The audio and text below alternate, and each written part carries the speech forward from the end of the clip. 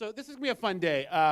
This is a kickoff of some work that we're gonna do together over the next couple of years, and I'll talk a little bit more later about the project A2I2 and this work. You're one of 21 colleges nationally who have signed on to work with my organization, NCII, to really help the college in customized ways. And you guys, I'm gonna talk after Gretchen goes this morning about some things that are really, you guys know this, really unique about Moorpark and its approach, and so what some of the data tells us. And all colleges in the country have work to be done. I'll talk about some of the Aspen Prize colleges. I think I've done 24 of the 40 visits on the Aspen Prize finalists. I'll talk a little bit about that. But what I'm struck by is that all those colleges still see the next frontier ahead of them in serving their students in more optimized ways. And this movement called Guided Pathways that Gretchen is going to talk about is really seen as the next step for a lot of the top colleges to move to, and a lot of other colleges in this country to get up to the level of success for their students. And so we're really excited about it. We've both been part of this movement since really the beginning of it in 2011. I'm going to talk less now and a little bit more later. But we are excited again to be here and to work with you. These colleges nationally, this A2I2 project, which stands for, I have to remember my own acronym, Agency, Attitude, and Intensive Implementation. And what it is it's a realization that colleges want some support in taking things to the next level on guided pathways and student financial stability reform. This movement has kind of, and Gretchen will talk about, has kind of swept through the country over the last 5 or 6 years, and there aren't a lot of ways for colleges to get direct support. So I created this model to be able to meet each colleges where they are on their unique part of this trajectory. So it's not a cookie cutter model that takes you through a binder, and on week 14 you're doing item 7B, and that change doesn't work that way in higher ed, and it certainly doesn't work that way with something as fundamental as guided pathways work. And so we will be customizing things, working with you. Of these 21 colleges, 5 are from California, 10 are the Maricopa colleges in Phoenix, and 6 others spread around 6 states around the country. So you're part of a group nationally who's going to work on this important work together. So I'll talk more about that later, but first, to talk a little bit about the arc of the story of how we got here, and some great examples we're seeing from some of these top colleges nationally is my colleague, Dr. Gretchen Schmidt, who's the executive director of the Pathways Project for the American Association of Community Colleges. And the involvement of AACC in this was a really important catalyst that took kind of a fledgling movement from 2011 to maybe 2014 and really accelerated it into a national movement when our own organization in DC, the American Association of Community Colleges, said, look, we have to go to this next level. We're doing great things for our students with limited resources in every one of our states. We're the least funded system, but we have to take things to the next level structurally and systemically in the way we approach students moving through our colleges. And it was when AACC put its stamp on that, and Kay McClenny and hiring Dr. Gretchen Schmidt, that this really took another level. And Gretchen's going to talk about that over the next 45 to 55 minutes, and I'll come back and talk about some data a little bit after that. We're going to have some fun today. This first part will be a little less kind of deeply interactive, and then we'll move more into that as we go forward. So, but as I know she will tell you, ask questions early and often, and this is supposed to be more of a conversation as much as it can be. So, Gretchen? Yeah. Hi, everybody. Good morning. It's beautiful here. I live in Connecticut, so it didn't look like this when I flew yesterday. There was snow, and it's like dirty snow time of year too, which is really gross if you ever lived in the Northeast. And so I was so happy. I got off the plane in LA yesterday, and it was really warm, and I was like, oh, a couple days of warm is good. And so thank you for having me. I was in Ohio last week. It didn't look like this either, just so you know. And so as Rob said, I have the privilege of serving as the executive director of the AACC Pathways Project. I work closely alongside Kay McClenny. Many of you probably know who Kay McClenny is. She was the founder of the SESI at the University of Texas at Austin, and now she is the senior advisor to Dr. Walter Bumpus at AACC, along with the many other things that she does nationally. And I've been working alongside Kay, and up until just a few months ago, 30 colleges that were selected to be part of the AACC Pathways Project. Where I'm going to come from this in the beginning, I've talked about reform for a long time. I'm going to tell you a little bit about myself and how I got here in my journey and my conversation. But this work around guided pathways gives me the most hope and the most possibility about changing the playing field for students that we have underserved in community colleges for the last generation or 2 generations. I come at this very much from a social justice and equity perspective. I believe that any work that I've done in community colleges, whether it's been teaching or in administration or from a systems perspective, I've done it because I wanted to make a difference for the students that didn't have opportunities like I had, opportunities that my children have. And so I fundamentally believe that this guided pathways work, because it is so transformational, and I will show you the data from colleges that are further along in implementation, is going to make a difference for all populations. It's not enough for us to have equitable access to institutions anymore. We really have to talk about equitable outcomes, and we have to have very difficult conversations about what that means, what the landscape is now, and how to make a difference moving forward. And so for me, this is a conversation about hope and possibility. Our friend Michael Baston, who is the president of Rockland Community College in New York, and before that was the vice president for student services and enrollment management at LaGuardia. And if any of you know anything about LaGuardia, it's like the UN. There's like people from 85 countries that are enrolled in LaGuardia. There's 35 native languages spoken at LaGuardia. And what he said in a keynote that I did with him at his new college just a few weeks ago, we all may be doing the right thing. We all may be doing everything right. I have to quote him right now. We all may be doing everything right, but we may not be doing the right thing. We have to rethink this has not been negligence on any of our parts. We did what we thought was right. Everybody's working as hard as they can. We have built systems and structures that our students cannot navigate, particularly first-generation students and students of color, who have less social capital than our students that come from upper middle class or middle class families. And they can't navigate our systems and structures. And because of that, we've put intentional and unintentional barriers in the way for their completion. And this is about changing that. This is about changing the cycle of poverty.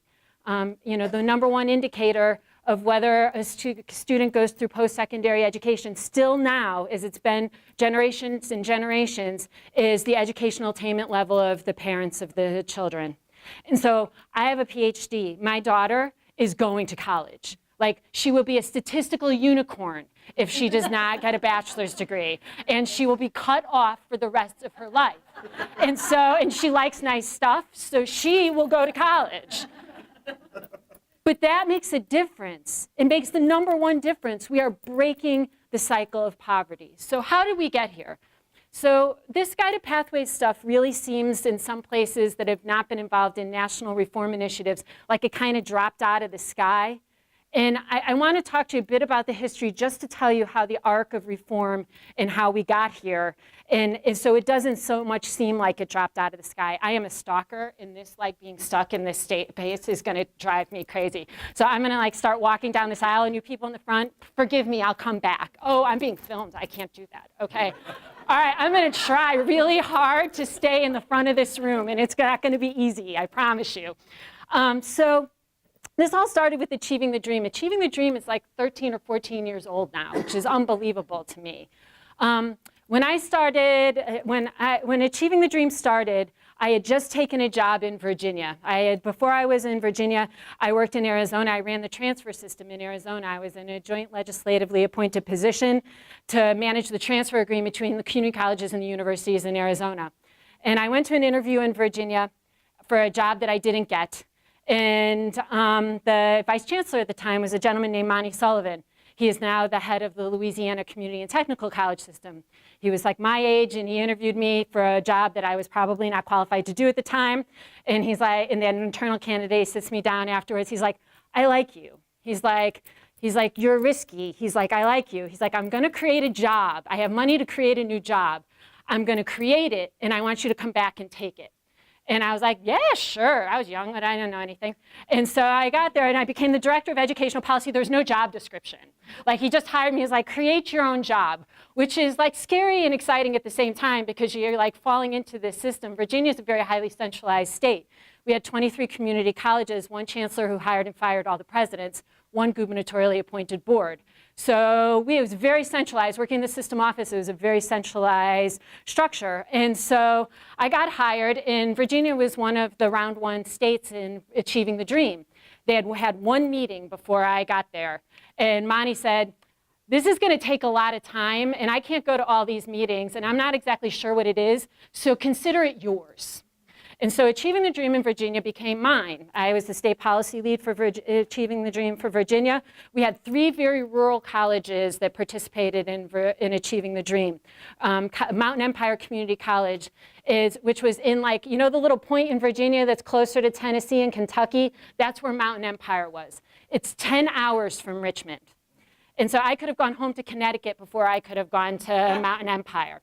And Danville and Mountain Empire. So we had these 3 rural colleges, and the point was to scale all the reform. And we started looking at our completion data. Before I got there, the presidents met every other month, and they only talked about buildings and budgets, which is usually what presidents and boards talk about. And so we started, because we had to report the Achieving the Dream data, we started to show it to the presidents. And the presidents would come to the meetings and say, this isn't our data, which is what presidents usually say, regardless if it's their data or not, particularly if it's uncomfortable. This is not our data, this is not our data. And so we're pulling it. We had one instance of PeopleSoft. We were pulling it out of PeopleSoft. We were like, this is your data. So after 6 months of like fighting with the presidents started bringing their IR directors to the president's meetings. That's fun, folks. So you're around a table of 23 presidents with their IR directors in the back yelling at you that they have the data and it's different than the data that you're reporting. So we started to dig a little deeper.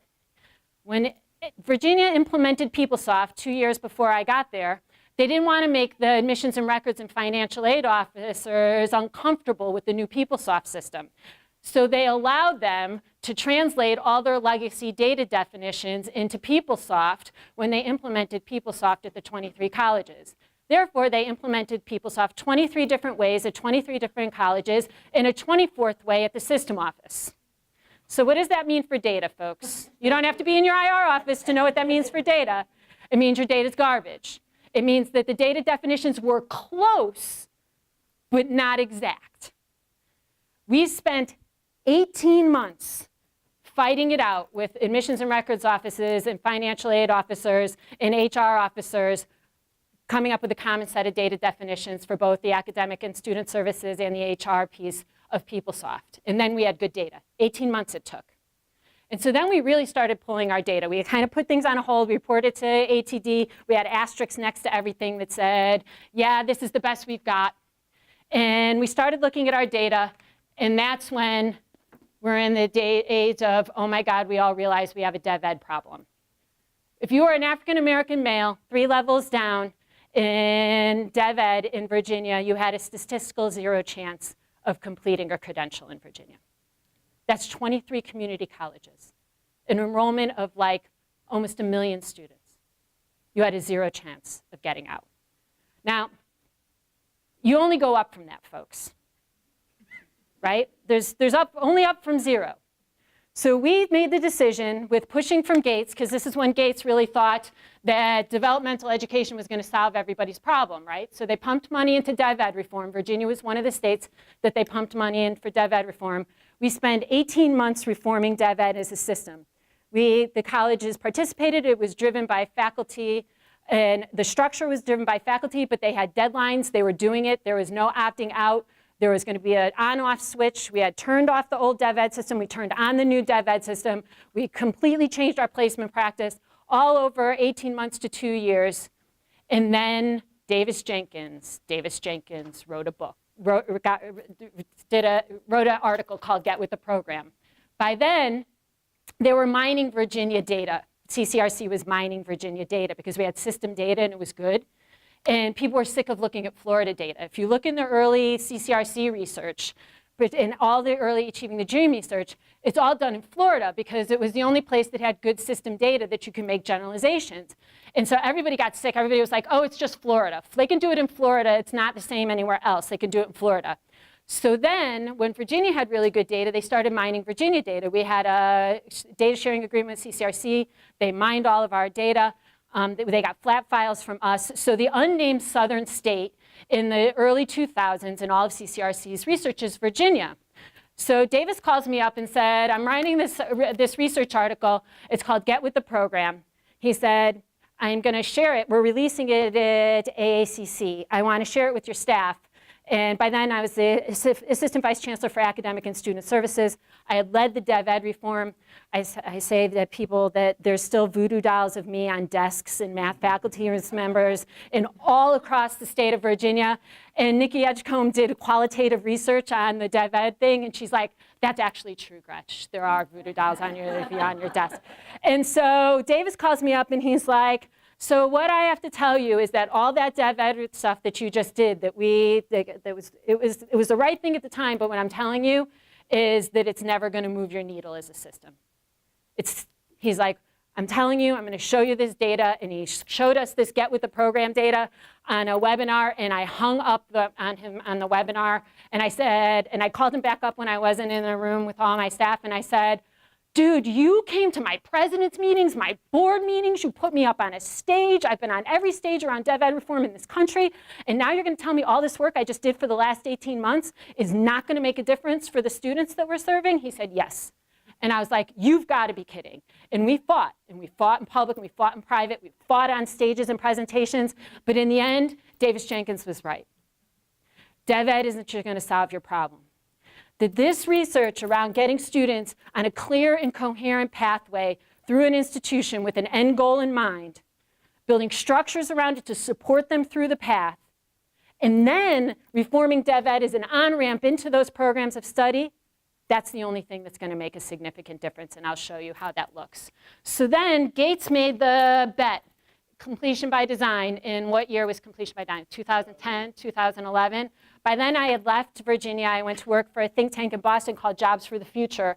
And we were the state policy partner in completion by design. And we worked with the states and the institutions to help create an environment to help implement guided pathways. But we were kind of building the plane while it was flying, right?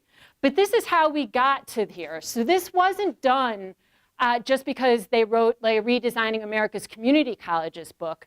This was based on a decade of research about knowing more and doing better once we had more information. This is the piece that still, like I say this, I use this slide in presentations all this time, and it still makes me catch my breath. Since the beginning of Achieving the Dream, after a decade of reform, the proportion of community college students that have completed a credential has not increased.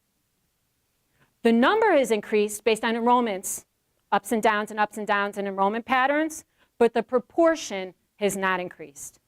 Gretchen, can I throw in a state number here that we know from California, which is that some of you may have heard and maybe not been totally happy, but it's very true that our chancellor, Eloy Ortiz-Orkley, made a very public statement recently saying, look, we have spent $850 million in California in incremental funding, one-time funding, since 2002. And the proportion of students completing California community colleges has not changed. And so he mentioned that as a backdrop to the two big investments right now, the $150 million for guided pathways, and I think it's the $200 and some odd million for the strong workforce work in the state, that it has to be different this time. You cannot keep going to the legislator and say, give us hundreds of millions of dollars and not having anything change. And so we'll talk about this. How do we take those next steps? But this national landscape has played out very publicly in California to the chagrin of some people, because it doesn't sound that good. We spent $850 million and nothing's changed. So I think there is a question of what has to be different to get investments like that in California, or the work that's been done nationally to produce true, not just kind of on the margins change, but fundamental and structural change for the students. And so this is Kay McClenny's statement. It comes from Deming, but it is, every college is perfectly designed to get the exact results you're getting. You're designed for this, right? We were designed as different institutions. We were designed as access institutions. We were not designed as throughput institutions. It was open access. We took the top 100% of every class. We took everybody and gave them an experience and an opportunity to go to higher ed. The landscape has changed, and we have to restructure in order to not get the exact results we've always been getting. Problems of scale. We scale poorly. Generally. Higher education generally scales it poorly.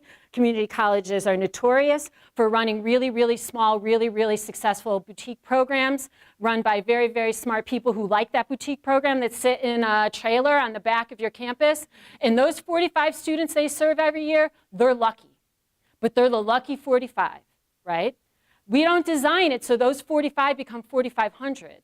or 14,000. We keep it for those 45 and we run it well. Tom Bailey from CCRC now is saying in presentations that not only are those boutique pilot programs not scalable, they're actually bad for the institution because it takes the people that are doing the most innovative work, putting them in the back, allowing them to serve 45 students well instead of making them central to the overarching structural changes that need to happen at the institution. Changing in institutional transformation are hard. They're hard, they take time, they take risk, they take an appetite for failure in fixing the problem. This all isn't going to work right the first time. Your data may go down before it goes up. I'll show you Sinclair in Ohio, their data went down before it went up. We have to be able to muscle through the pieces that don't work in order to get to the place where it's working on all cylinders. Demographic and economic changes, enrollment everywhere is down. California is different, you all are different. You all tell me, every time I come to California, you all tell me you're different, you are different. But generally, in the country, enrollment's down. Some places it's down double digits and it's not going up. This is going to become a throughput issue, that the only way that a lot of places in the country that they're going to get enrollment to the level that they had it is more students taking more courses and completing them successfully and going on to the next level. You are not going to get the front-end enrollment that you had, even in places like in Texas down by the oil and gas coast and other places like that where the enrollments have been really, really bullish, are now slowing down and are leveling off. So this is what new students want to know. How do we know this? Because CCRC did a whole bunch of focus groups with students. And this is what new students want to know when they come in on intake. What career options? What are the paths to those careers? What do I need to take to get there? How long will it take and how much it will cost? How much financial aid will I get? And will my credits transfer? This is what new students want to know. And this is what we give them. Yes. I absolutely can. Sure, I'll give you all these slides. Yeah, you guys all have all these slides. You can use them, you can take out of them. As you can see, we all use each other's slides. So I have a bunch of CCRC slides in here. What I say is Davis-Jenkins has grad students. You know who makes really great slides? Grad students. You know what I don't have? Grad students. I use CCRC slides all the time. So I have a story about this. This is like my favorite, this is my mom's story. My 13-year-old daughter would be horrified that I tell this in big rooms and small rooms across the country. I just told it in front of 950 people at Maricopa, so now everybody knows. And so I liken this to the Cheesecake Factory. You all know the Cheesecake Factory, right? Okay, so I went to the Cheesecake Factory before Christmas with my mother and my stepfather and my 2 children who should be able to wait at the Cheesecake Factory to have dinner. Okay, they're old enough, they're 13 and 8. And so we're going Christmas shopping. I take the kids on a Friday night, I convince them, I bribe them with probably a trip to the Lego store for my son and the Cheesecake Factory for dinner to get some errands done. And so I make the fatal mother mistake of thinking they can wait until after shopping for dinner instead of before shopping for dinner. You all know where this is going, right? So here we go, it gets even better, wait. And so I have my mother, my stepfather, my 2 kids. We walk into the Cheesecake Factory on a Friday night at 8:45, and what is waiting for us, ladies and gentlemen? A 2-hour wait. Okay, so my son now, no screen is going to keep him there for 2 hours. I usually have a good hour with a screen, and if I buy an app, maybe 90 minutes, but probably not. No way we're getting through 2 hours, okay? But now they're crying because they wanted Cheesecake Factory. I promised them Cheesecake Factory. I'm the worst mother in the world. It doesn't matter. I just spent $100 to the Lego store. I'm the worst mother in the world because we can't have the Cheesecake Factory. And we're standing in the front. My son's at my feet, melted into a puddle. And I look up, and there's the takeout line. And I say, rad, we'll just get takeout and go home and eat it, right? So my kids get the same thing at the Cheesecake Factory. This also goes back to this. Like, they don't give a damn about the 45-page menu. They don't open it. They get the exact same thing every single time they go to the Cheesecake Factory. Pasta da Vinci, no mushrooms, both of them. They get it every single time. Is that what you get? Pasta da Vinci, no mushrooms. I swear to every single time we could go every day, 5 days in a row, my kids will get pasta. They don't even want the menu. They don't give me the menu. That's what I get every time. So we're in line. The kids are like, well, you know what I want. My stepfather, bless him, says, I want that too, but I want mushrooms. I get the same salad every time I go to the Cheesecake Factory. I don't open the menu either. So we're in the dark. There's 4,000 people in the front of the Cheesecake Factory.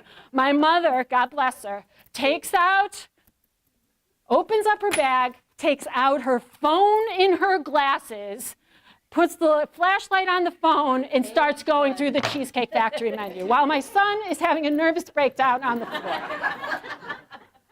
So I say to my daughter, who's like 12 and a half, I'm like, patience, you have patience, you're 12, don't yell at me. So she's sitting there and she's kind of like this, and she's like this, she's like this. We're like 5 minutes into my mother like flipping through the I don't know what I want in the Cheesecake Factory 8 million long menu, and she finally stomps her foot and says, Grammy, get the pasta. And so my mother freaks out, opens to the pasta page and orders the first pasta, the food comes, we go home. And so we're eating at home, and everybody's like wolfing down food. It's like 9:45, everybody's wolfing down food. My mother's picking at her pasta. She's like, your salad looks better, let me have your salad. I say, Mom, I ordered this salad. I don't want the salad, eat your pasta. You ordered pasta. She's like, I don't like this pasta. She's like, you know what, I don't really like the Cheesecake Factory either. She's like, there's too many choices, I never know what to get. Then I ordered the wrong thing and I don't like it. She's like, I don't like the Cheesecake Factory. She's like, I'm not going anymore. Do you know my mother will not, to this day, this has been a really long time, this was not last Christmas, the Christmas before, every time she goes to we say, I want to go to the Cheesecake Factory, she's like, I don't like Cheesecake Factory, I don't want to go there. She's like, the food's not great, there's too many choices. You know what that likens this to? These are your students who are coming and looking at this. They come in, they don't know what the hell this means, right? They don't know what it means, they have too many choices, they don't know how anything works, they pick the wrong thing, they get in it, they realize it's the wrong thing, they say, college isn't for me, I don't know what to do here, and then they leave. First generation and minority students, double that. They're not going to ask for help, it's a sign of weakness, and they drop out. That is what this is. So if you think about this, you think about the Cheesecake Factory, you go to your Gen Ed webpage, and that's what it is. Returning students ask this, how far along am I towards completing my program? Am I on schedule? How much more will I have to pay? What do I take next term? What if I change programs? How many of your students know this? If you pulled them all out, if I go out into the parking lot the first week of classes, and I only ask returning students, say they've been here 3 semesters, I ask them these 5 questions. How many can answer this question? Any of these, let alone all of them. A very small percentage. We have to make changes, folks. This is not about you, your job, what you're doing, how you're working hard. This is not about this. This is that we don't have this information anywhere. You don't know it. How are they going to know it? Oh, I did that. Okay, so we talk about making the case, and I'm not going to go through all these slides because I'll be here for 90 minutes and you'll be sick of me. I'm funny for the first like half hour, and then you'll get sick of me. But there's a business case, leading with the business case makes the faculty crazy. But in some places, the business case is going to make you have your job, and your adjunct faculty have your job, because you got to keep the doors open and the lights on in this place. And in some places, that's more like tenuous than it is here. So it is about more students taking more courses and successfully completing them. There's greater accountability, more transparency about what students are doing, students' movements, why they drop out. I mean, there is a structure, that there is a structural external lens on throughput in community colleges now that wasn't there even 5 years ago. The academic case, transfer policy in most places in the country is abhorrent. CCRC has a transfer study that says 18% of students that take community college credits, when they transfer to a 4-year institution, receive 0 credit for any of the credits that they take. 18%, 0 credits. And the numbers only go up incrementally. It's not just about acceptability, folks, it's about applicability. I've been doing transfer policy for a long time. We've always been complacent around acceptability of credits. So they get there, they have 55 gen ed credits, and they have nothing that applies towards a program of study. We have to stop that conversation. The ADTs here are getting better at that. But generally, we have to talk about transfer from an acceptability perspective, but we have to have clear pathways through our institution to get to the point where they know that the credits are acceptable into programs of study in universities. 18% nationwide. Community college transfers for your institution. 18% of community college students, because now they have national student, CCRC is mining national student clearinghouse data now. They have full access to clearinghouse data. You're going to see more and more transfer studies come out. That came out in a study and nobody was screaming. That came out about 12 months ago in a study. I thought it was going to be on the front page of the Chronicle because it is really like shocking. And people are just so desensitized to transfer not working that it really didn't shock the field as much as I thought it was going to. Like, it's breathtaking. Davis has a great slide where it shows like students and transfer, like they have like little people on the slide. I mean, you can't put everything in here, but they talk about how many students successfully transfer with the credits that they've earned. And it's like a half a person. You have to start cutting people in half to make it work. Yeah, the California number that I saw relatively recently is the number of students who earn fewer than 6 credits in their first term, depending on the college, is well over 20%. It's in between 20 and 30% of those colleges who earn fewer than 6 units. Yeah, you've got some part-time students, but 1 in 5 to 1 in 4 students who start don't earn essentially any units when they start. And it goes going back to the problem that you mentioned earlier. You've got students who are already confused, not making any progress, and it's really easy for them to leave. So this is what Davis calls the new community college business environment, where state funding cuts are causing tuition to increase. You all are different here in California, the way that your funding model is. Performance funding in a lot of states. I was in Ohio last week. I did a lot of work in Ohio. Ohio is 100% performance funded for their state appropriation. Per FT, federal financial aid declining. And y'all, they're reauthorizing higher ed now. This is quietly happening because there's a lot of crazy going on in Washington. But the higher ed reauthorization is up now. And now these politicians are digging around in Title IV and financial aid and all this other stuff. I'm telling you that there can be some crazy stuff that's going to come out of the higher ed reauthorization. Folks are trying to kill it, but you don't know what's going to happen. The environment there is so uncertain. So, I mean, everybody's got an eye on this, but there will be changes to financial aid.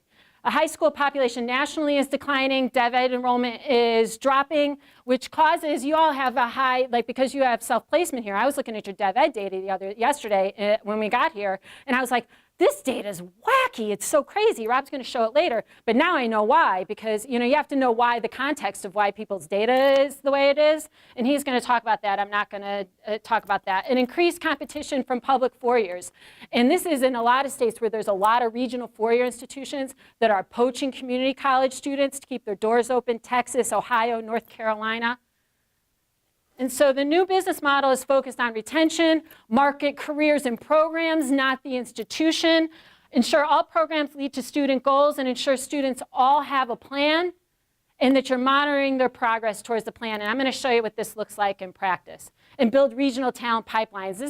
Denver is right in a big process now of building regional talent pipelines with all their workforce agencies and all their higher ed institutions all at the table, building what they want is a seamless talent pipeline from middle school all the way to employment in the Denver metro area. One more thing here. Yeah.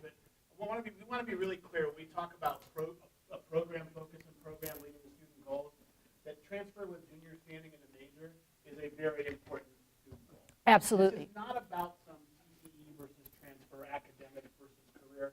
All of your students want careers. You have to start there. Only 1% of those careers are going to be in academia, so let's stop acting like everyone's on the path to being us. Okay? They're not. 99% of them, they're here to do something else. And so whether they're going direct to the workforce, that's one type of program. But transferring to Northridge as a junior in psychology to finish your degree there and move on and not having to repeat credits, that's a key student goal. We've got to stop talking about them like they're separate. They're just different points of entry into a career. And so we need to work on the CTE side to have more stackable career pathways. But on the classic transfer side, also recognizing that those are equally important goals and break down these false barriers between CTE and transfer. And when we talk about this, we have to be really open and clear that we're not saying everyone should be in a short-term certificate program, like certain people in DC are saying. That's not what we're saying. We're saying that the entire spectrum of what we do is still on the table. We're just going to get more clear and transparent and structured about it. And I'll show you what this looks like. I will show it to you if I turn the clicker on. Okay, or not. I could break technology, folks. You have no idea. It's unbelievable. It is a skill. It is really a skill. I could break anything. I crashed a whole college's whole thingamajiggy one day in a presentation. I don't think I did anything, it exploded. So this is where the AACC Pathways Project comes in. The first cohort just finished. The round one cohort, the first cohort was funded by the Bill and Melinda Gates Foundation. These were the partner organization. AACC was the management and fiscal lead. I was the executive director of the project, working alongside Kay McClenny. The partners are the alphabet soup of folks you hear about in community colleges. The Aspen Institute, CCRC, CESI, Jobs for the Future, who does the policy work, Rob and our friends at Public Agenda, who are now off on their own company that do the engagement work. And so we went through a rigorous selection process when we did the first round because it was grant funded. The process was modeled after the Aspen Prize selection process. So each application was double read and double scored. And then 50 of the colleges were interviewed, and we selected 30. The important piece of this is that we said to the foundation that we were not going to just pick the usual suspects. We were not going to only do this work in North Carolina, Ohio, Texas, and Florida, because that's where their target states are and where they wanted to put a lot of their reform money. That we had to do it in small institutions and rural institutions and multi-campus institutions, that this was not to create 30 super colleges. It was there to create a structure, a model, a set of resources, and to test it on colleges of all sizes, shapes, political environment, and culture, and to see if it worked. Because we're placing a lot of bets on this, and we wanted to make sure it worked in all places.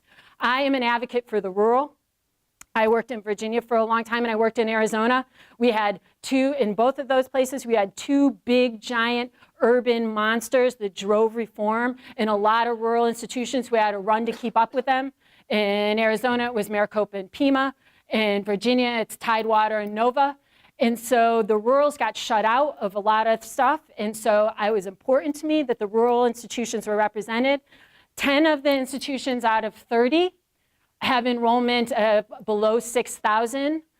4 of them had enrollment below 3,000. So we had very small institutions. We had institutions in states where you don't see them playing nationally.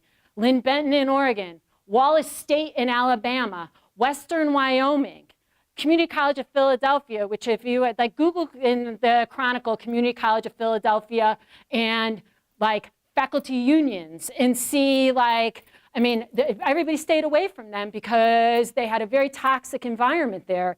And we said, you put the foundation in place, we think you can do it, we're gonna try it. So these were the 30 colleges. They just finished the course of the 2 years of the project, and the presidents want to stay on as a learning community. They want to pay for it, and so we're developing a structure so that these colleges continue to be supported and that there's a learning community, particularly around the CEOs, moving forward. You can't read this, I know that. But what I'm going to talk about, the only thing, and Rob will give you a copy of this, but this graphic is a really big deal because this is the way we talk about guided pathways reform nationally. These are the pieces we think are important on the planning side. These are the pieces that we think are important on the implementation side. And these are the key performance indicators that we're using. All 8 organizations involved in the AACC Pathways Project, plus now the Dana Center, the Carnegie Foundation, and Complete College America have all signed on to talk about guided pathways this way. We all use the same language. We all use the same terms. We all talk about it in the same way. So if I do this presentation today and Davis Jenkins comes here next week, or Kay McClenny comes here 2 weeks after, or someone from Jobs for the Future comes here 3 weeks after, this will be in all their presentations because this is how we talk about the work. And that never happened before. But this is, in order for us to all be on the same page and to work with colleges and push colleges in as they take on this work, we have to all be singing from the same song sheet.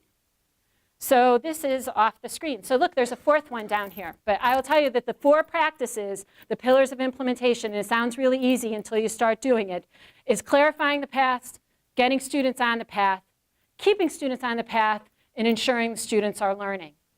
And so I'm going to show you what that looks like in practice at some colleges. It is like 1,000 degrees in here, and I am never hot. So if I drop on this ground, y'all don't talk about me 6 months from now that I dropped in the middle of this presentation. And so rethinking mapping programs. So this is where we were This is what we're trying to get to. So from career programs versus academic transfer programs. That is something that we made up structurally and institutionally. Do you know this means nothing to students? They're all here, as Rob said, to get a job.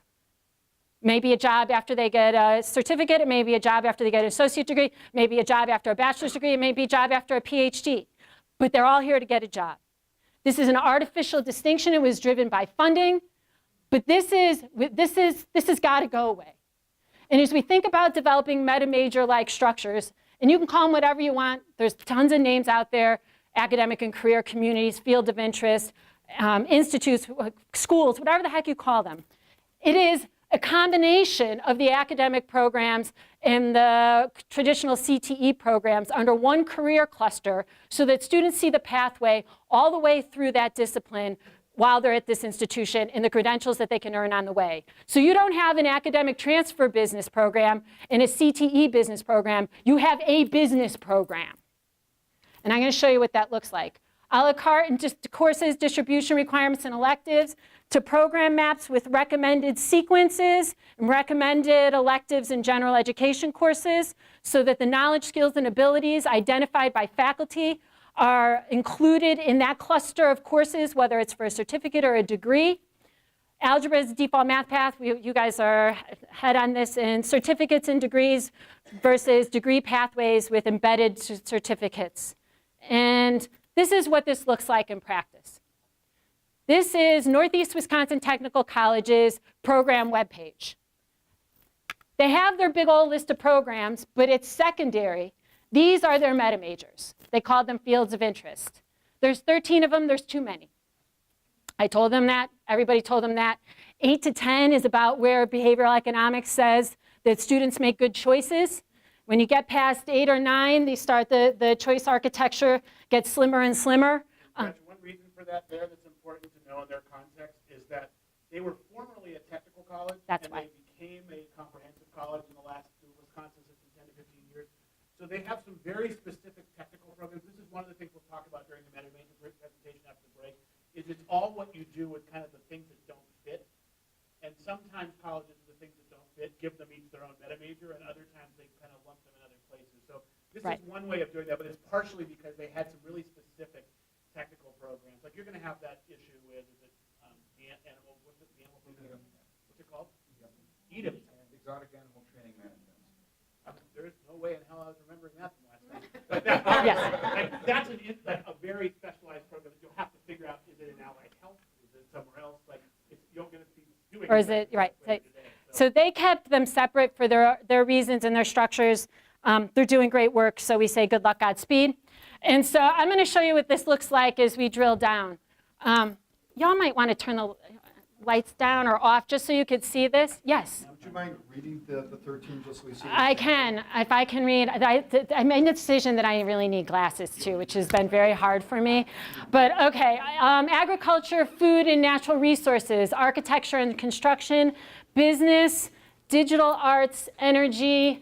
I don't know what that says. Human science, maybe if I stand back I could read. Nope, no better. Human services and education, information technology, law, public safety and security, manufacturing, science, technology, engineering, mathematics, and this one's transportation and logistics. And so they all have colors, they all have little icons so that they're identifiable for students. I'm going to tell you a story about that in a second in another college. So I'm going to, if you went here and you clicked on transportation and logistics, this is what you get. This is their transportation, distribution, and logistics programs. It talks about their 2016 grads in all their programs. This was their median salary when they got out of the program. This is boost your career options. This is what you can do after you complete a degree. This is they have a construction transportation center, so it has pictures of it. This is a student story. And these are all their programs in transportation, distribution, and logistics with associate degree, technical programs, certificates, and apprenticeships all next to it so the student knows what the credential is for that subset, that degree in that area. This is on their opening page. If you go into the supply chain management associate degree, and this is on all their programs, and I will tell you this is not a whiz-bang website solution. They had to do all the background hard work behind this to make the website look good. So don't all take this and call your web designer and say, make this look like this, because if you don't do the back end of it, it ain't gonna work anyway. You have to do that first. So these are the 5 questions from CCRC. This is on all their pages. What careers? How long is it going to take? How much money can I get? What can I do after? This is the average starting salary if you complete an associate degree in supply chain management in their service region, real-time labor market data, and they have 100% transfer, 100% employment after the degree, and 70% of that is in the field. This is on all their web pages for all their programs. Employment potential, this is what careers are in your future if you complete the associate degree. This is what you can do with additional education. Requirements for program entry and when there's availability in the programs. Your allied health people would like to know this, particularly. And this is their curriculum. Yes? You said we could ask questions. Ask them anyway. She said, we can ask questions. Yes, go ahead. Okay, so all of that is amazing. Yes. Putting all that information together, the salaries, the percentages, is that up to the discipline faculty? Okay. No, it is a balance. It is going to be, this is a whole institution effort, right? The discipline faculty have to build the maps, right? You have to know what students have to take, in what order they need to take it, and you need full-time and part-time maps, because chunking up a full-time map for a part-time student doesn't work. It throws them off a sequence, they don't take the right courses in the right order, then they go off path. Remember, this is on path, off path, not full-time, part-time. This is getting students on a path no matter how many courses they're taking. They have part-time maps. I just have to add it to the slide. I talked to their vice president of learning about it not that long ago. So that's the faculty-driven part, and that has to happen first. You can't do any of this stuff until you have the maps. You could do the meta majors, because you could start clustering programs together in a way that makes sense. And you may tweak them after you do them the first time because you figure out that they don't make sense. When we started, we used to tell the colleges that we're starting with meta majors that you want students to be able to explore within this area in the first semester or the first year without making a specific program choice and without losing applicability of credit hours in that program. So that's how you should make decisions about how you cluster programs, and Rob's going to talk to you about that later. But that is all faculty driven. The rest of this, these are institutional structural choices, right? There's different ways you can get real-time labor market data. You have really powerful data in California that you can pull from that gives you this in a way that most states don't have, that they pay ESMI or Burning Glass, and you can do that too, but those are organizational structural decisions. But the maps really should be, and you should have, my other advice is that you should have an advisor on your mapping teams with the faculty, because the faculty know content-wise what courses should go in what order, but the advisors know the schedules better, the more global schedules, and how students are interacting with your schedules now. Yeah, go ahead. I was just wondering how this works with the financial aid regulations and having the students having to choose a specific major. Yes. So we've gotten many different decisions. Folks have gone to the feds about this with the meta majors. So that the students are in an Associate of Arts or Associate Science degree program. And then their specialization, the meta major is, so their program of study is an Associate of Arts or an Associate of Science degree. So the meta major really is like a flag in your student information system. And we have decisions from the feds that can tell you how to do it. So this has been tested with the feds. Friends of ours that have been doing this longer have gone to the feds for clarification, and they have like language from the feds on how to do it. The trick to this in California is, that it's a coding thing. So in California, the way to get around this, by the way, and I'm just going to be really honest with you. Turn the camera off for a second. Just to be really honest with you. I don't want to talk about this. But what you actually may have to do in California is create a dummy degree that sits behind things that like what is the classic, and I know Senate people, I'm a big fan of what you guys did on this, that we don't have a constant, like we got rid of the general studies degrees, right? In California, sort of, we were supposed to.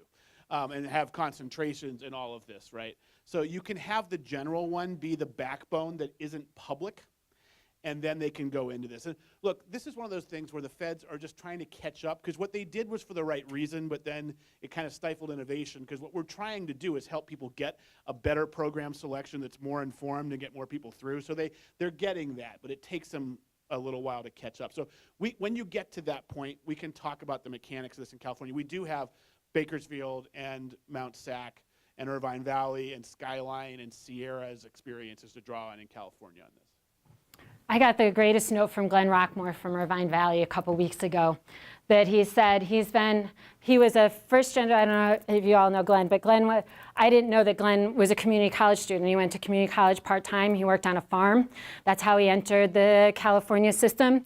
And he said, when I came to college, it was more like this, because we had very few choices, and we just came, and my schedule was my schedule, and I was able to work on the farm, and then I was able to complete, and I transferred, and on, and he's like, and we've gotten so far afield from that. He's like, and I can see what the impact is on the students at Irvine Valley.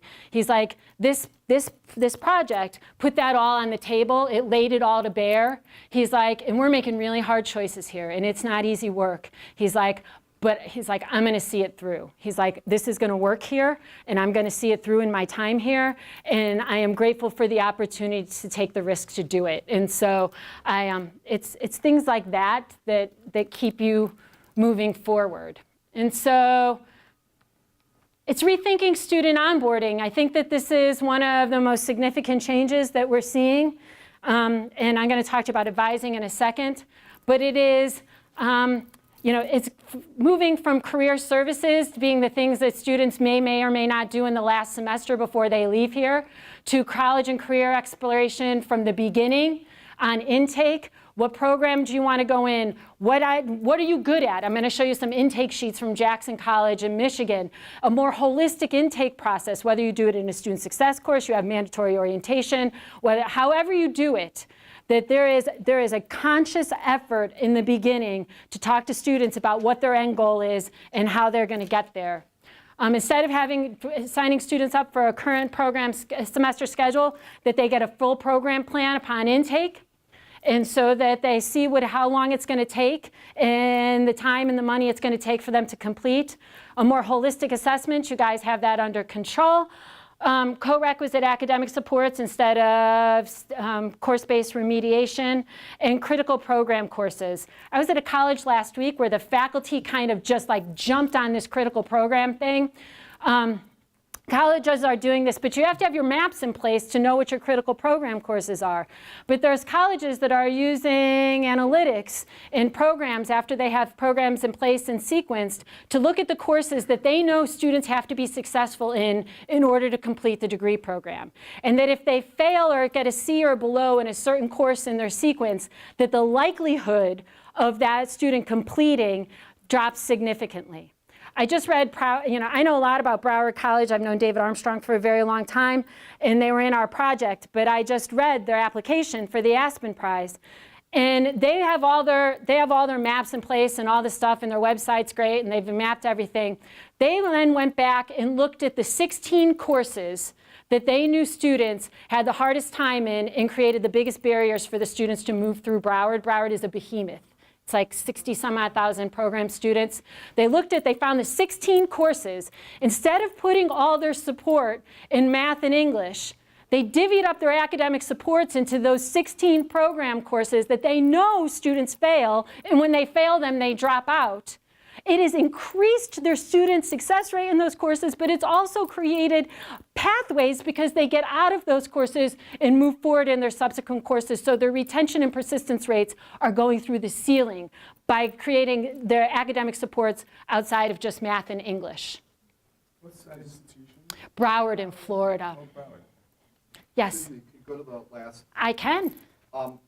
question about just the first line right there? Yes. About going from there to exploration planning from beginning to start. And what comes to mind here is just a simple question: how many 18-year-olds know definitively what they want to do for a career right then? Right. And what allowance do we have there for really what we think of the value of our community college here, for students to, at low expense, maybe time, but low expense, to try things out until they find out what it is that grabs them. Okay, I have kind of a rant about this, so I'm going to try to dial it back, okay? So, I'm standing up with a mic to help if that happens. okay, so first of all, if you ask students, they don't really want to wander, right? Second of all, low-income and minority students don't have the time or money to wander, right? Like they don't have the time or money to kind of wander through your institution randomly taking courses. And what Intro to Art History course tells them what it's like to be an art historian? And so they need to understand so what does art history, if you want to go into art history, which I think is fantastic and I almost wish I did, but what do I have to do to get a job with a living wage in art history? What does that career trajectory look like? How do I start here to get there? So, you know, what do you say all the time? These are pathways, not prisons. Students can make choices. They can change in and out of pathways, in and out of programs. We're finding that they're actually really not doing that in places that they're on path, but when they do, that when they make a choice, they can see the implications of making the choice on their time at the institution and the money it's going to cost them to complete. And so, but I'll tell you, like, I went to George Washington University in Washington, D.C. I was a business major, okay? I walked into GW, and I minored in a language, what they recommended. I had not one elective in the time that I was at GW for 4 years before I completed. My father didn't think I should be wandering around there at $60,000 a year, right? So nobody wanders around Yale. Nobody wanders around GW. Nobody wanders around the business program at ASU. That we have to help students make choices about what they want to do, informed choices where they are, help them get there, and if they decide what they're in is not for them, then we have to help them make good choices about getting from where they are to where they want to go. As far as her rants go on this topic, I got to tell you, I've seen them. That was actually really good. The only thing I'd add to that, so a couple things. I've written on this in my Guided Pathways Demystified papers about what are the kind of questions about this. And two things I'll throw out there. I want to emphasize one point you made. We have made an assumption that the way to figure out whether you like something is to take a course in it. Right? This is a pretty bit, we've never tested this hypothesis, that that's actually the way one makes a choice about a career. Now, if I step back from it as a kind of a consultant guy, using my business consultant hat, what is it about taking a course that tells you, A, as Gretchen said, anything about the career of art that can come after it, or B, whether what the translation is between what you're learning and these are survey courses. Look, who teaches psych in here? Like I taught Psych 1. You don't learn what it's like to be a psychologist in Psych 1. You learn about the 12 fields of psychology. So it's the survey courses exist to share like an introduction to a field of study.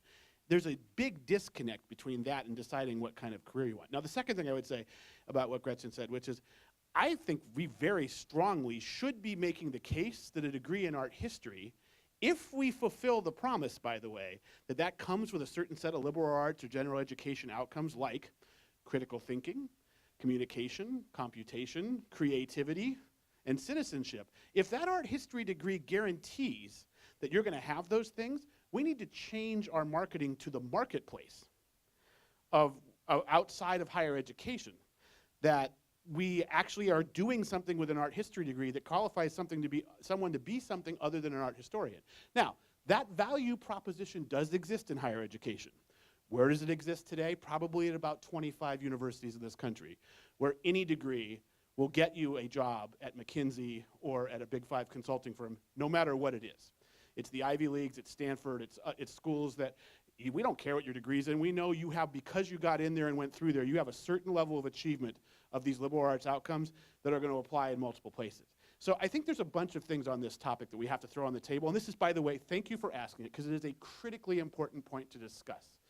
And what we're trying to do with the career and college exploration, and one of the places that happened on your project the most was in courses like 23 of the 30 mandatory first semester courses within a meta major or program area that helps people match their interests to careers so they can help pick programs. Now in doing that, they're not trying to get people away from the humanities, right? There's an art, and every one of these meta majors has the arts and humanities. So, but there is something we have to take ownership over that we haven't. And we just have to be honest about this. We pretty much have absconded the relationship between a social science and humanities degree or major and what happens after, unless you're in academia, right? And we need to take ownership over that. We need to say, okay, if that teaches you how to think critically and be creative, how do we know you've done it?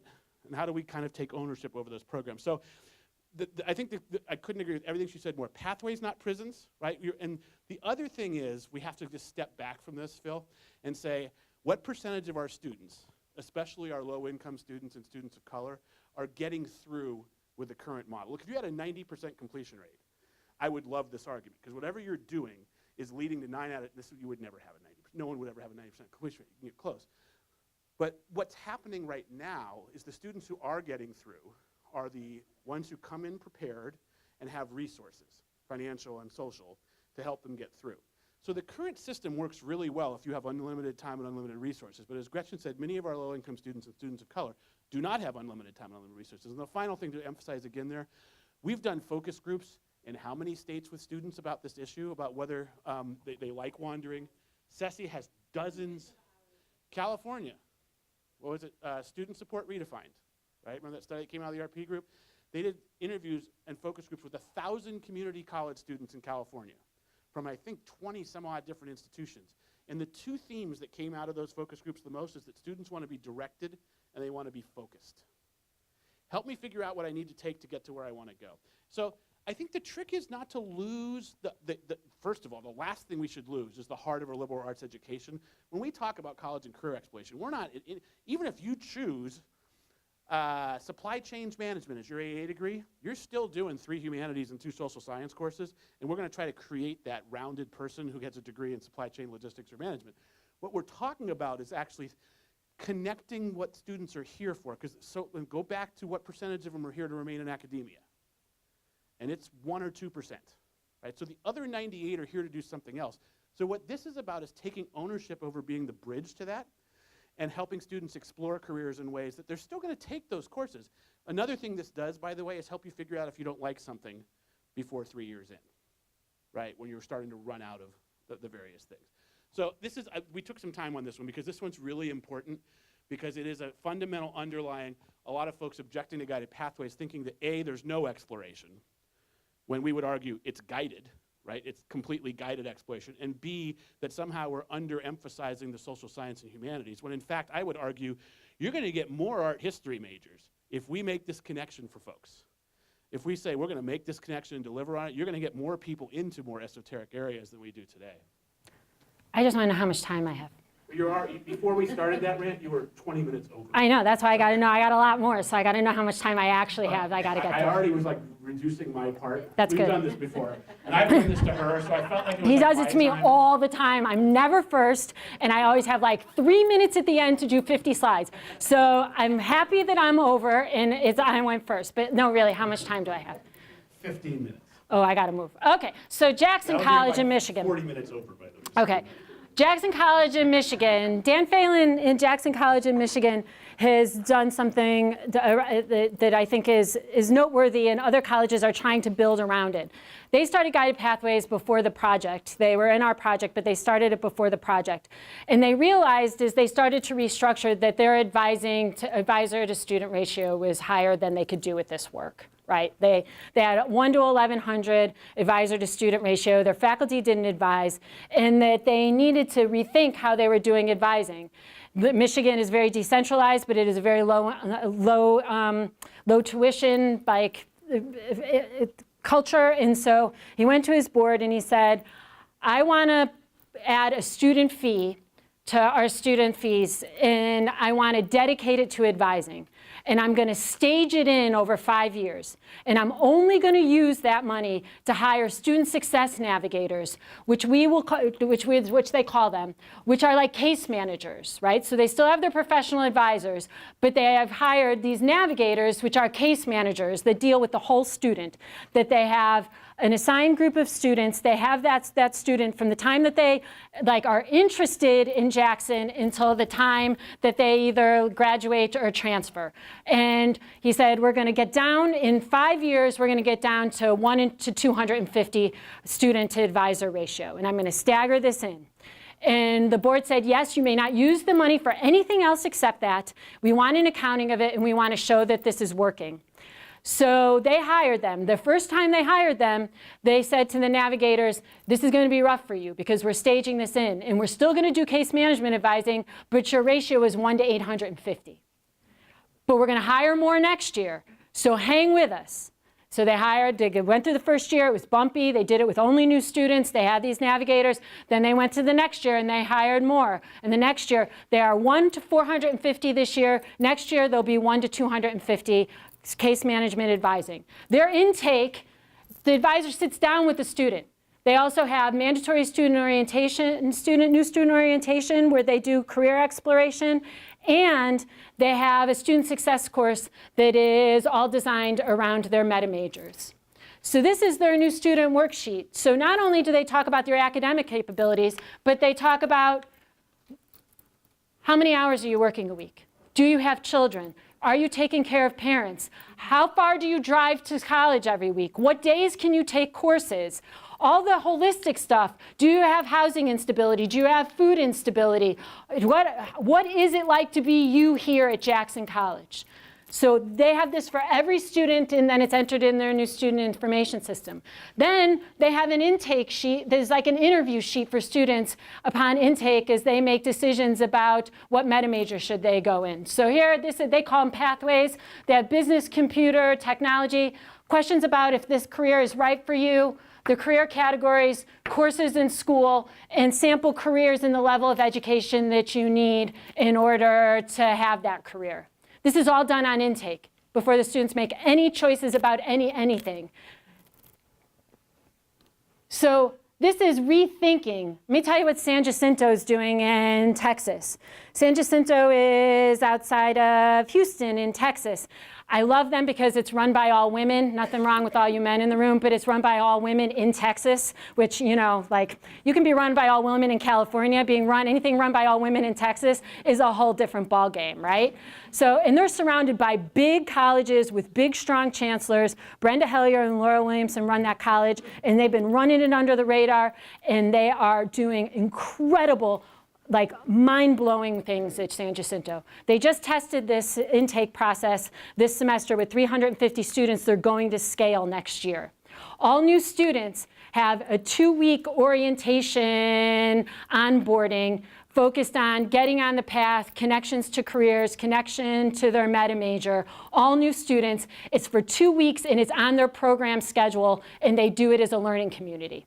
So all the students go to class, but all their classes for the first 2 weeks are all about getting on a path, what the careers are, what they're going to have to take, what the outcome looks like, what transfer looks like, how to get there, 2 full weeks.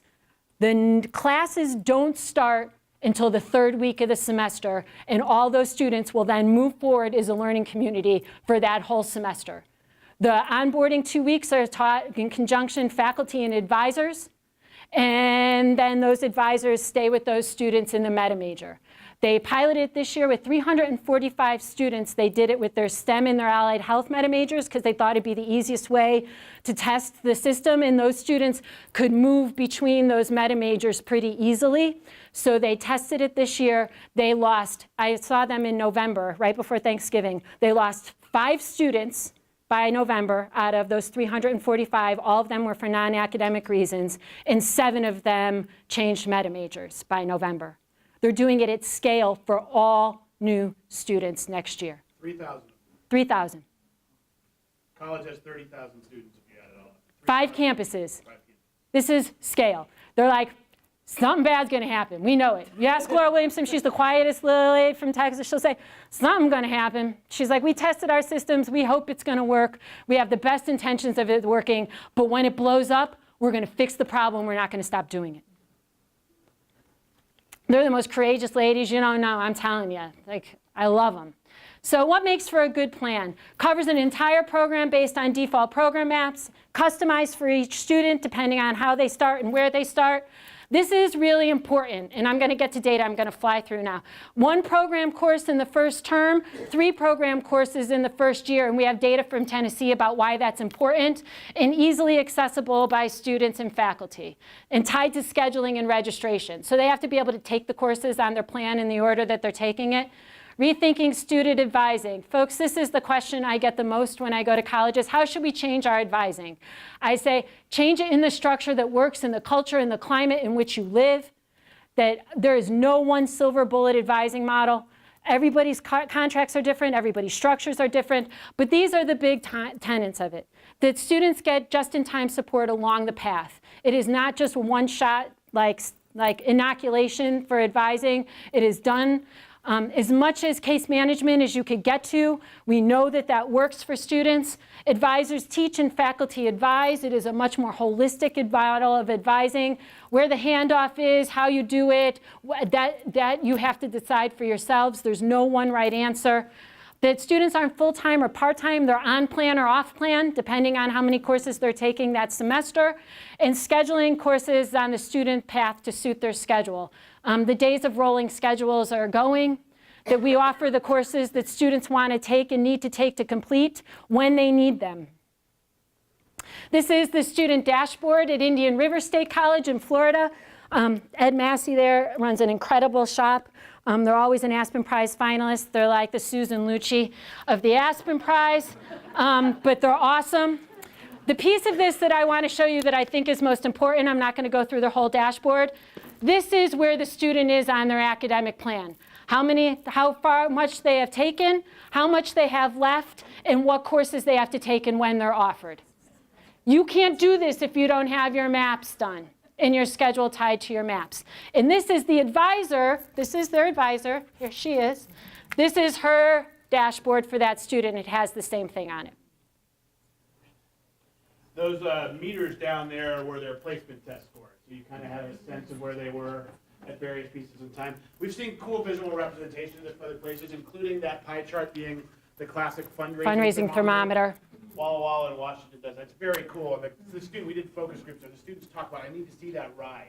Because it becomes a thing. It becomes an actual thing. Every time they log in, they're seeing the dashboard before they go to their online management portal. So, as I said, there's no one right answer.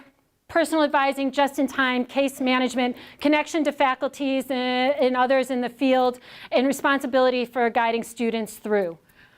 I am going to give short shrift to learning. I'm sorry.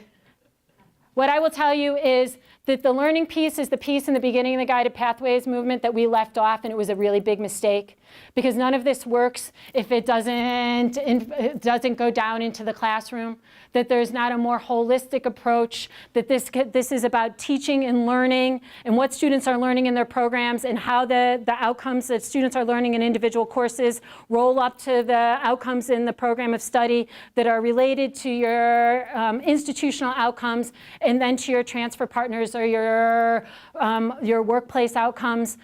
This is the piece we left off in the beginning. It was a really bad mistake. And so as we came back, as we started to refine it for the project, this learning piece is one of the essential 4 pillars. And colleges are getting to this now, right? That they did the structural pieces first, and now they're really diving down into how you embed this in, like, so that you're having, the faculty across all disciplines in a meta major are coming together to talk about the teaching and learning in that meta major and what that means for students in their course, in subsequent courses, and as they move on outside of the institution. Go ahead.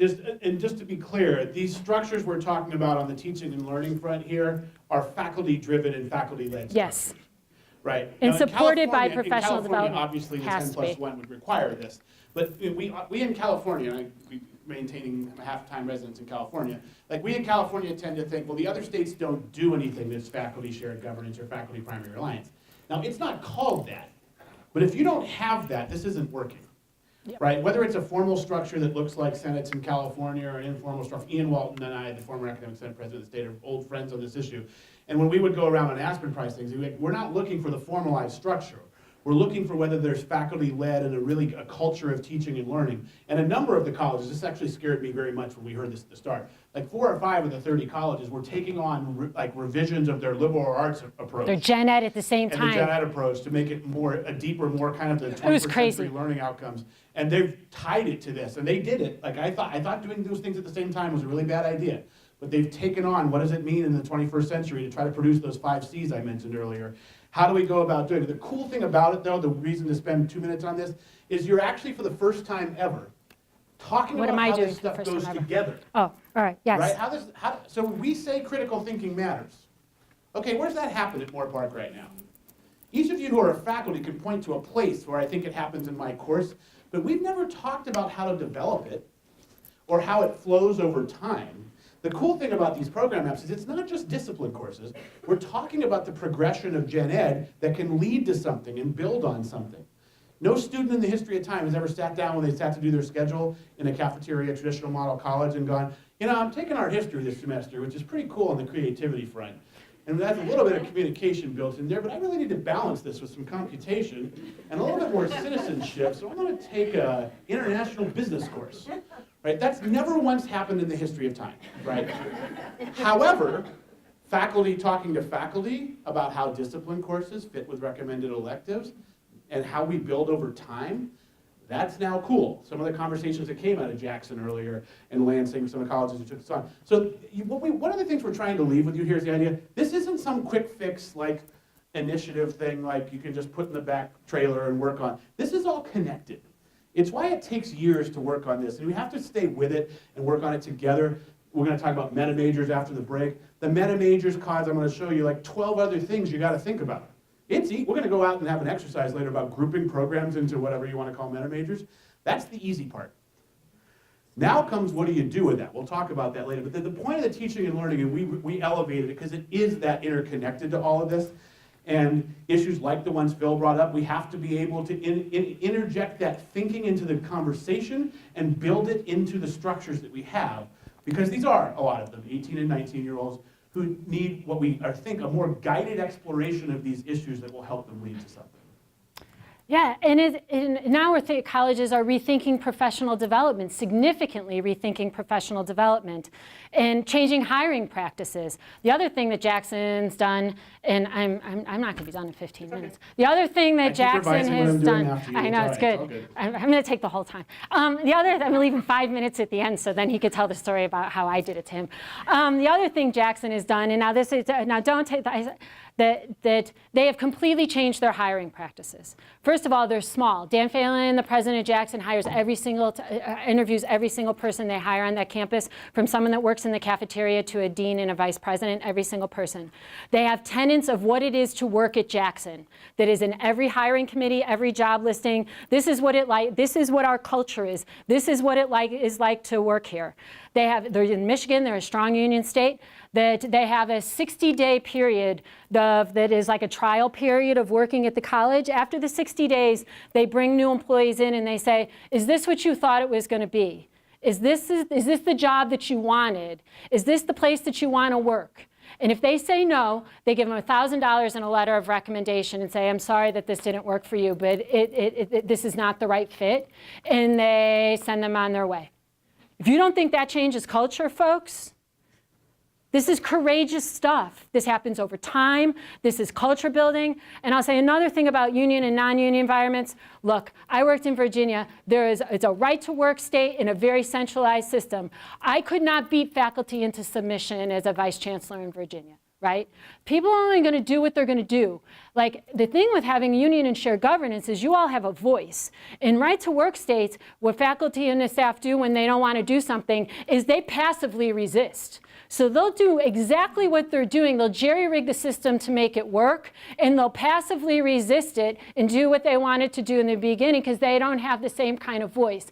This is all about what I've said to Josh Weiner from the Aspen Institute, and what I continue to say to folks, and what I think is the most important part of this work is that it is distributed leadership, and it is empowering people at all levels of the organization to implement this over time. Everybody has to believe that this is important for the students that come to Moore Park. Everybody has to believe that we need to make change in order to make a difference for the students that come here this year, the students that come here 2 years from now, and the students that come here 5 years from now. And that it is all our responsibility to do it, because there's no administration that can drag you through this on their backs. It's just not going to work. And it doesn't matter what structure you're in, what environment, what governance structure, what union culture, it doesn't matter. It is to the letter. It is the most important part of implementation. Big colleges, small colleges, multi-campus colleges, union colleges, non-union colleges. Distributed leadership, empowerment throughout the organization, everyone feeling like this is important for the students that you serve. This is a really good slide that I'm not going to read, but this is Jeff Raffin. You guys can read it when you get it. Jeff Raffin, the president of Northeast Wisconsin Tech, did a presentation to his president peers. Northeast Wisconsin Tech is a leader college at ATD. They've quietly been on the forefront of a lot of reform. This was all the stuff that he as a president thought he knew about being a college. Students, maximum flexibility, everybody uses the resources, all this stuff. And this is what he knows now. It is fascinating. And so, but I want to show you data. So this is Sinclair Community College. Sinclair was one of the original completion by design colleges. It's in Ohio. It's in Dayton. It is very high minority serving institution. Steve Johnson, I love him. He is involved in every single solitary initiative ever created nationally. He is some presidents are most presidents are shiny object presidents. I'm sure that you're not a shiny object president. But there's a lot of presidents that like shiny objects, right? They want to have it on their website. They want it to flash when everybody comes on. We do this, we are this. So Steve's been involved in everything forever. Particularly a lot around African American males. They have a significant African American male population. They've never been able to move the needle other than in very small pockets of African American, particularly African American males. So this is the percentage, this is this concentrator research. So I just want you to go back to that. One program course in the first semester, 3 program courses in the first year. So this is when they went to scale with guided pathways, 2010, 2011. The blue bar is, I think, all students. Yep, this is all students. So 35% of their students took 9 program credits in the first year. 21 for their minority students, 16% for their African American males. This now is 2015, 2016, and I actually have their most recent data that I have to add. And 50% of their students take 9 credits of program courses in their first year.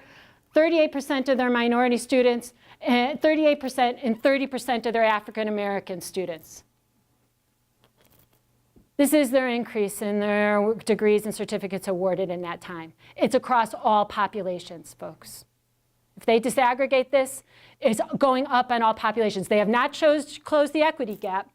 So 5,000 degrees and awards was their 2020 goal for this work. That was going to be their 2020 goal. They reached it in 2017. Their 2020 goal now is closing the equity gap. That they will keep rising their numbers, but they will close the equity gap in that time. This is Lorain Community College, very rural community college in northwest Ohio. Marsha Ballinger is their president. She was their vice president before. She's been at the college for a long time. So this is their increase from 2010, 2011. These completion by design colleges went to scale in 2010, 2011. Between that and 2014, 2015, the number of students concentrating has gone up from 19% to 30%. Their retention is increased from 56% to 67%. Their decreased credits to degree has dropped 7% since 2012 to 2013. This is real money. This Marsha came out of government and strategic planning and strategic management. She frames everything around return on investment and what it saves for the state and what it saves for the institution. This is a reduced cost to graduate if they take 2 courses less is $602. So over that time, it is saved in almost over $220,000 for students. They conferred the largest number of degrees and certificates, 53% increase. This slide is awesome. This is another return on investment slide. So this is what the retention, the return on investment of the retention. So it's gone from 56 to 67%. So almost 400, they're a much smaller college, students are retained. Each student is worth $4,900 to them. So since 2011, the college has gained $1.8 million from their student success efforts from retention alone. This is another great slide. This is about their 3+1 transfer agreements. So they have a number of 3+1 transfer agreements where students can start in dual enrollment and get on a path in high school, transfer to Lorraine, complete up to their third year at Lorraine, and then transfer to their four-year partner and complete their four-year degree. They have a regional higher ed center. So these, but you can't do that if you have a la carte dual enrollment and you're offering anything in dual enrollment. Students have to get on a path in dual enrollment. They have to have a clear path through the institution. But for students that get a BS degree in education from Ashland University, same degree they would have gotten if they direct entered as a four-year institute student at Ashland University. For the university, direct cost would have been $157,416 with room and board, the complete cost of the degree. If they do the 3+1 from Lorraine, it costs the student $32,700 for the same degree. That is a 79% savings for the student for the same degree program. What is a 3+1, that means you could take up to 3 years of courses at the community college, and then they only have to finish the fourth year at the four-year institution partner. But you could do this in 2+2 agreements, and if you have clear pathways, the savings for students is dramatic. It's significant. In this particular case, it's particularly striking because at most of these schools, they're teaching the fourth year at Lorraine. Like in their So higher they're ed embedded, center. So they're not actually going to where these colleges are. So it's actually all 4 years are on campus. The first 3 are community college years, and the fourth is taught by the university at the campus. And the last thing I'm going to show you is Tennessee. Tennessee implemented co-rec and guided pathways at scale across all institutions in Tennessee, except University of Tennessee, because the Board of Regents doesn't govern the University of Tennessee. It was done at scale. So this is data out of Tennessee. Now these are just the community college students. They have the university data too. So this is this 9 credit hour concentrator research. So they've had a 52% increase for all students since, I don't know what years, like 2012. For underrepresented minority students, it's a 90% increase. So why does this matter? Look at this slide for a second. The graduation rate for students that do not complete 9 credit hours in the focused area, their 6-year graduation rate is 16%. For students that attempt it but may not complete it, whether they fail, they withdraw, they don't complete the 9 credits, it still doubles to 34%, their 6-year graduation rate. For students that complete and earn those 9 credit hours in the focus area, it goes up to 40%, their 6-year graduation rate. That concentrator stuff, it matters. And it matters for all students.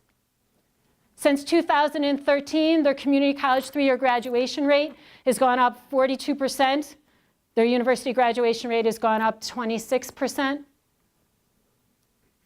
Since 2013, their community college rate, this is the minority students, that's right, because I can't see the bottom of the slide. I'm like, what the hell happened? This is their underrepresented minority graduation rate increase since 2013. This is community colleges. This isn't Georgia State, it's not Arizona State, it's not Florida State. This is all community colleges in Tennessee. This is why I have hope. There's some websites. We're in Pathways 2.0. These are the colleges that we're working with. This is how you find me. Thanks, folks. Any other questions as we transition? I'm going to get us back on time by doing the next section in 20 minutes because questions have been going through this. So you took 1 hour and 40 minutes for 45, and now I get 20. Thank you for that. Do you want Any this? other questions? No, I don't do this. Any questions that you have for Gretchen? We still break at 10:30, so worry not. Yes? I have a question. So I have a concern, and people can like throw tomatoes at me if I take it, but this seems like a backdoor way to attack programs. Because if your program is not in enough meta majors, then students aren't going to register for those classes, your program's going to get cut. And it seems like I stand behind our program's classes. I feel like they're better than salads at the Cheesecake Factory. Cool. You know, like, So what, can you provide me a little more context? So I can put your heart at ease on this very quickly. Yeah. So in other words, if your program is not in the meta major, But why wouldn't it be? Why a wouldn't meta it major? be? I don't know. It's gonna be. You're not getting rid of any programs. Like, so let's be really clear about Yeah. this. Yeah, okay, that's fine. No, it's really good. But this is important because there No, was a that's Chronicle it. Higher Education article that came out a couple months ago, where one Wisconsin college, not any of ours, is actually a four-year college, used the Guided Pathways Shield, like umbrella, to get rid of a bunch of low-performing programs. And they did it in a way that was possibly, if you're gonna do that, there's ways to do this. Like, look, when I was at Foothill and I was the vice president of instruction at Foothill, I had this really cool travel careers program that had 30 students in it a year. And from 1975 to when I took over in 2005 as the VPI, that was a really cool program. Then Orbitz and Expedia happened, and we didn't need people with travel careers degrees. Now that's a whole different story. That's a story of economic viability. It's a story of matching programs to industry. That is actually not a guided pathway story. That you guys, I'm sure, have a process for program viability and program improvement. This does nothing to that process, right? So every program, the exercise we're going to engage in after the break is what meta major a program goes under. And frankly, we strongly encourage that it's one program per meta major, one meta major Per program. so that you don't cross-list programs across meta majors. And we really, really strongly encourage that. So finding the home for the program is what matters. Now the program, your program, what is your program? Anthropology. It's not changing. Your program isn't changing. Now what may change is we're going to come to you and say, what's your name? Rachel. We're going to say, Rachel, so you've had your anthro program, right? Now I'm assuming you're working with like the transfer to try to make sure that it transfers and helps people get to understanding a major. You're doing all those things because that's what you do. The ADTs have helped with this. Is anthro one of the ADTs now? Yes. Cool, so there you go. I think there are problems with our ADT. Good. Oh. Well, then that's a whole different process. So anthro is going to have a home in one of them. I can guarantee you, I can actually probably tell you where that is that it's going to end up in some social science meta major, right? Where it's going But to. we're a life science too. We're a life So science. this is the type of thing you're going to discuss Yeah. out there. How do we end up in multiple meta major? Like if we can only be in one, we're both. We're a So the life program, science. this is something we're going to talk about after the break, about what meta majors do versus what those programs do. So what a meta major does is help you pick programs, right? It doesn't actually change the programs. It's more of a funnel to get into programs. Now where your head's going is I want to be in as many meta majors as possible so I can have people funding my anthropology, which is, by the way, we need to call out self-interest as not a bad thing. There's selfishness, which might be bad. What's better for me and it's not better for the student, I want to do what's better for me. But you have a self-interest in believing that your program is a viable thing for students in this community to move on to get somewhere that they can use their degree in anthropology. I don't have any problem with that, and we should be encouraging all of you to think that way. So the trick to this is that the business problem, I know it always riles people when we say that. The business problem with meta majors is how do we help students pick programs? Because the problem you have right now, Rachel, is how do students find anthropology as a program? I think they come to it from another perspective. So let's make sure that all the reasons they come to it already are preserved, and we add a bunch of new ones, which is we actually tell people what an anthro program might do for you and why you might like this in the first semester of a meta major. So I actually think anthro is a great example. It's of programs that sometimes don't have huge enrollments that could have higher enrollment if we do this, because we're actually creating a structured way for students to find it. Right? So whether it ends up in life science or social science is an interesting question, and what you might want to do, even if you're not in one meta major versus the other, because I do think having each program in a meta major is important partially for this reason, so we don't create competitive market issues between programs where, hey, psychology is in everyone and anthro is only in one. So that would be a problem. That's not what we're going to do, or what we shouldn't do. You can, our part gets to decide whatever it wants to do. But I wouldn't suggest that, knowing what we know. So, this is a really important distinction. Students can come in knowing they want anthro, and the meta major is not going to dissuade them from that, right? They still can enter the anthro program in the first semester, right? So the trick is the students who don't know right now, who just kind of randomly take classes, we're trying to create an experience that helps them figure out that anthro is an option, or art history is an option. And I'm going to be really honest with you. One of the things that meta majors help with is so that every single one of your students doesn't think they're pre-nursing, because it's the only career, right? So you don't have 10 times as many students who want to get in the nursing program than you have slots. You have lots of other great programs, of which anthro and art history are two. So let's try to get more students to the other program. Now there's responsibility for you here, which is to help your colleagues and the onboarding process understand why a degree in anthropology and the program of anthropology matters in what students want to do after this. But I think that's a cool thing to be able to do, right? How's that sound?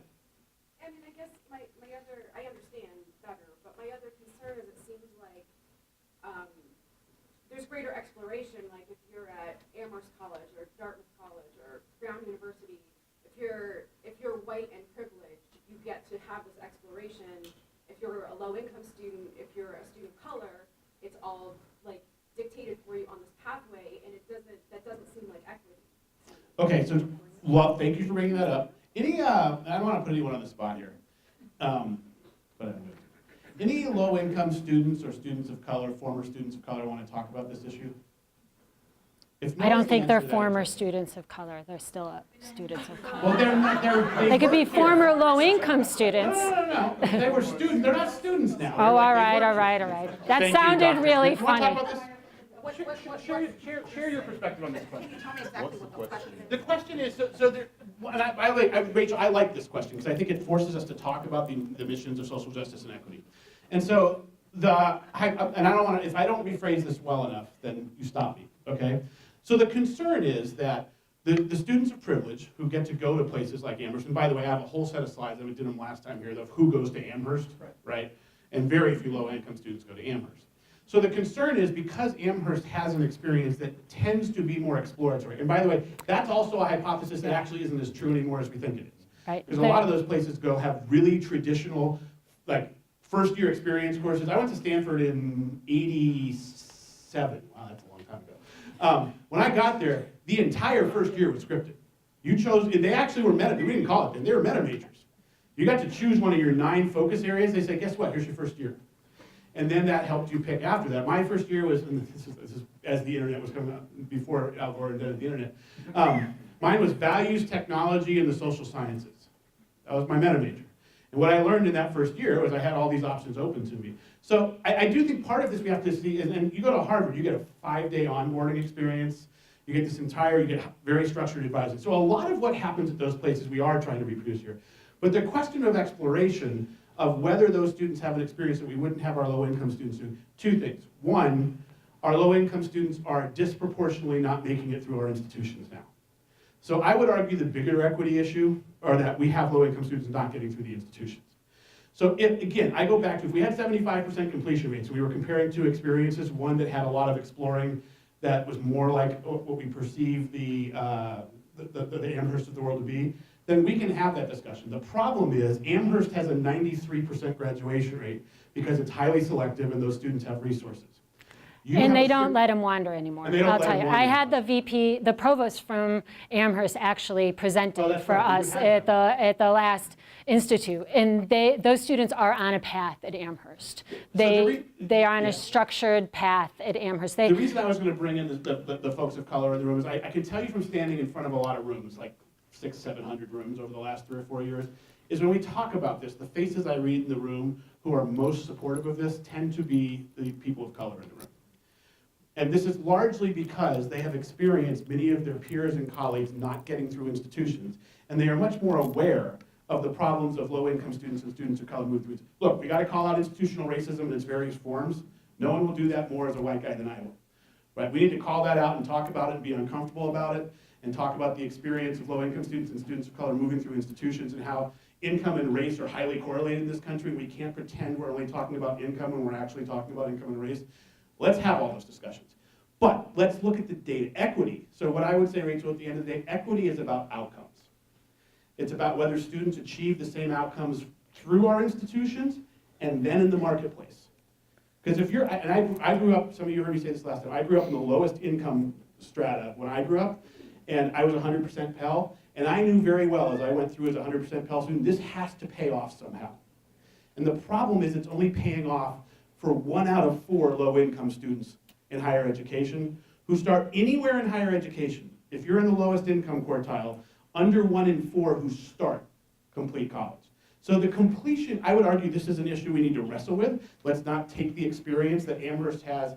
The difference is part of the reason they have that experience is they've selected the top 1 or 2% of students who can navigate institutions even if they look at that chart we saw earlier. Right? So the key about this is building structures and systems to get more students through to where you want them to go just as much as I do. And so it's a totally fair observation. It's a very common one. But I think when we talk about equity, we have to be open and honest about what the outcomes are now. You know, go back to those Tennessee slides. Those aren't great. I don't like these outcomes here. This bothers me a lot, that there's still a 13-point difference here. Right? The Georgia State story that's gone away. They're working on this, right? You don't fix long-term sociological problems in 2 years. But this is a lot better than 10%. Right? So they're working on the outcomes. Those outcomes have value to students. I mean, the student, I don't know how many of you saw the article that came out just 1 week ago from Judith Scott Clayton and the Brookings Foundation on student loan defaults. If you are a white student in this country and you start higher education not at a for-profit institution, your loan default rate in the first 12 years is 4%. If you drop out, if you start at a for-profit institution, actually if you attend a for-profit institution at any point during your higher education experience, it's closer to 40%. If you are an African American student in this country who goes to a for-profit university and does not complete, which by the way is most students at for-profit institutions, the default rate in this country is 67%. African American students at a for-profit, white students at a not-for-profit, right? So we have to put that on the table because that's, look, I love your issue and we think we need to work on it, and I am uncomfortable that people at Amherst get, but what I'm most uncomfortable by though is their onboarding and advising and support experience. The students who don't need it at all, right? I call them the unicorns. Amherst could do nothing. They could have no student services department and 88% of those students would succeed. That's right. They have it, so 93 do, right? Our students need the most. We have 35, 40% completion rates. The students who need it the most, this is a screwed up, I almost said effed up. It's an effed up part of the funding system, that the students who need the support the most are in the least funded system. Disproportionately, they are students of color. So we got to put all that on the table as we start this and be uncomfortable, as we should be, about what society has done to let it get to this point. I mean, I think I said this last time. I love Gloria Ladson's writing, the equity author from the mid-2000s, who said, we got to stop talking about this as an achievement gap and start talking about it as an educational debt that the system has accrued to allow the data and outcomes to be this way. These are systemic issues. They're not one college screwing up their low-income and poor students. Yes, in the back. A lot of the programs that you mentioned and that we've talked about have been required programs, required onboarding, Yeah. mandatory. Yeah. And is there any research that talks about programs that encourage or suggest these types of onboarding or have more, I'll use the word invasive kind of experiences within the first couple of years of the school that show similar success rates, or is it kind of part of the Kool-Aid? It's pretty rare that the optional way gets you there, right? So I'll just give you some data. It's a little older data, but it's from my own college. When I was VP at Foothill, we had the classic drop-in student services model, right? You raise your hand to get help. And so when I was VP, right?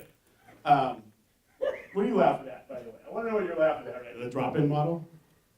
No, raise your hand to get help. Oh, raise your hand to get help. Cool. Right, no, That's right. This is the point That's I'm about to make. that's Right, so absolutely. that's the question I asked. I'm like, hey, who's raising their hand to get help? Right? I said, cool, hey, researcher friend of mine, who's Greg Stout at the time, I said, can you give me the average GPA of students who use student services more than twice in a quarter? And we had one of those swipe cards back then. I don't know what the hell happened to that whole movement because I liked it because I got great data. We actually could track the students like Big Brother. But I knew where they were. So I asked, what's the GPA of students who use any student service collectively, not individually, collectively, all of them, more than twice in a quarter? What do you think their GPA was on average? 371. And that was actually brought down a little by the fact I had a little bump at the bottom who were my 0.0 students because we required them to because they were on probation. Right? So this is a huge issue in all of this. It actually goes back to your issue too. That what happens with the model currently is we serve the students who are already going to, we help B+ students become A- students. Which is, by the way, not without value to those students, but 90% of those students are already transferred. Or we dedicate resources to those on probation. And I haven't seen your numbers, but I don't need to.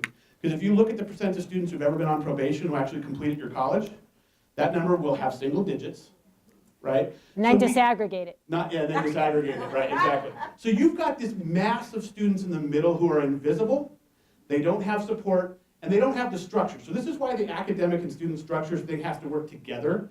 And this is a huge difference between Amherst and Moorpark. And I think you guys are, by the way, far better than average on this. Amherst and the average community college student is the support they have. A, they know how to ask for it and get it, and B, they don't have to because it finds them.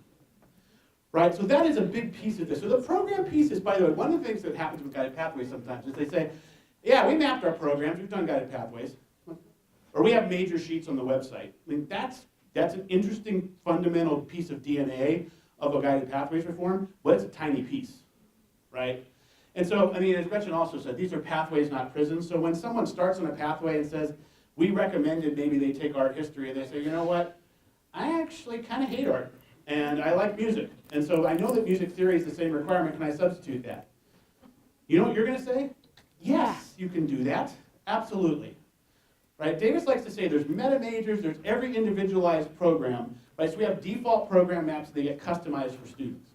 Now, one thing about the over-customization thing is you don't get any of the benefits on the scheduling side.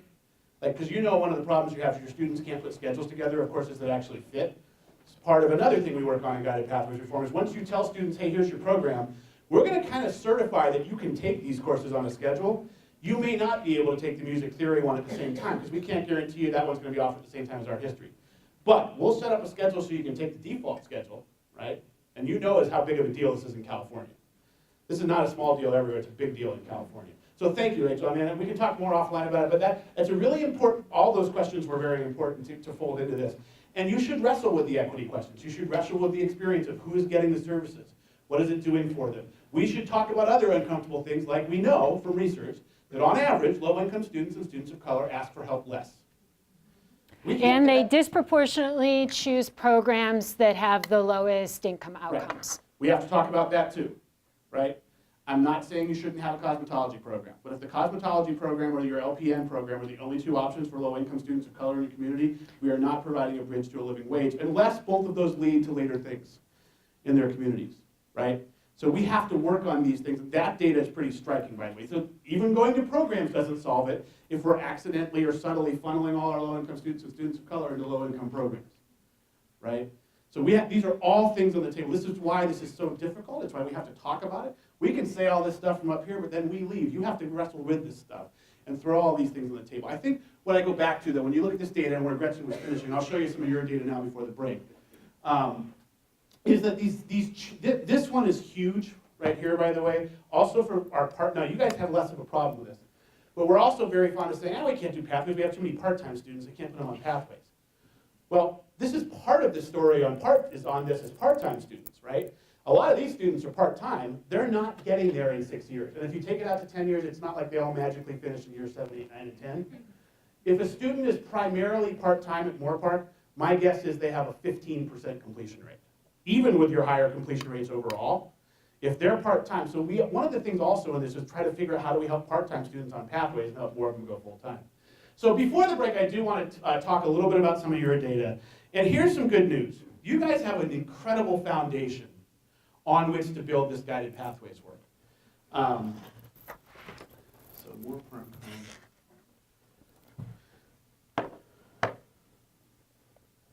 So when we started talking about the data, remember that there's the slide you couldn't read with the graphic on it that had all the KPIs in the middle. What we've done over the last 5 years in the completion by design movement, this was Davis Jenkins at CCRC and me mainly pushing for this, is when we talked about CBD, we all care about completion rates and actually post-graduation success. That when we talk about equity, what do we want equity in? Post-graduation success.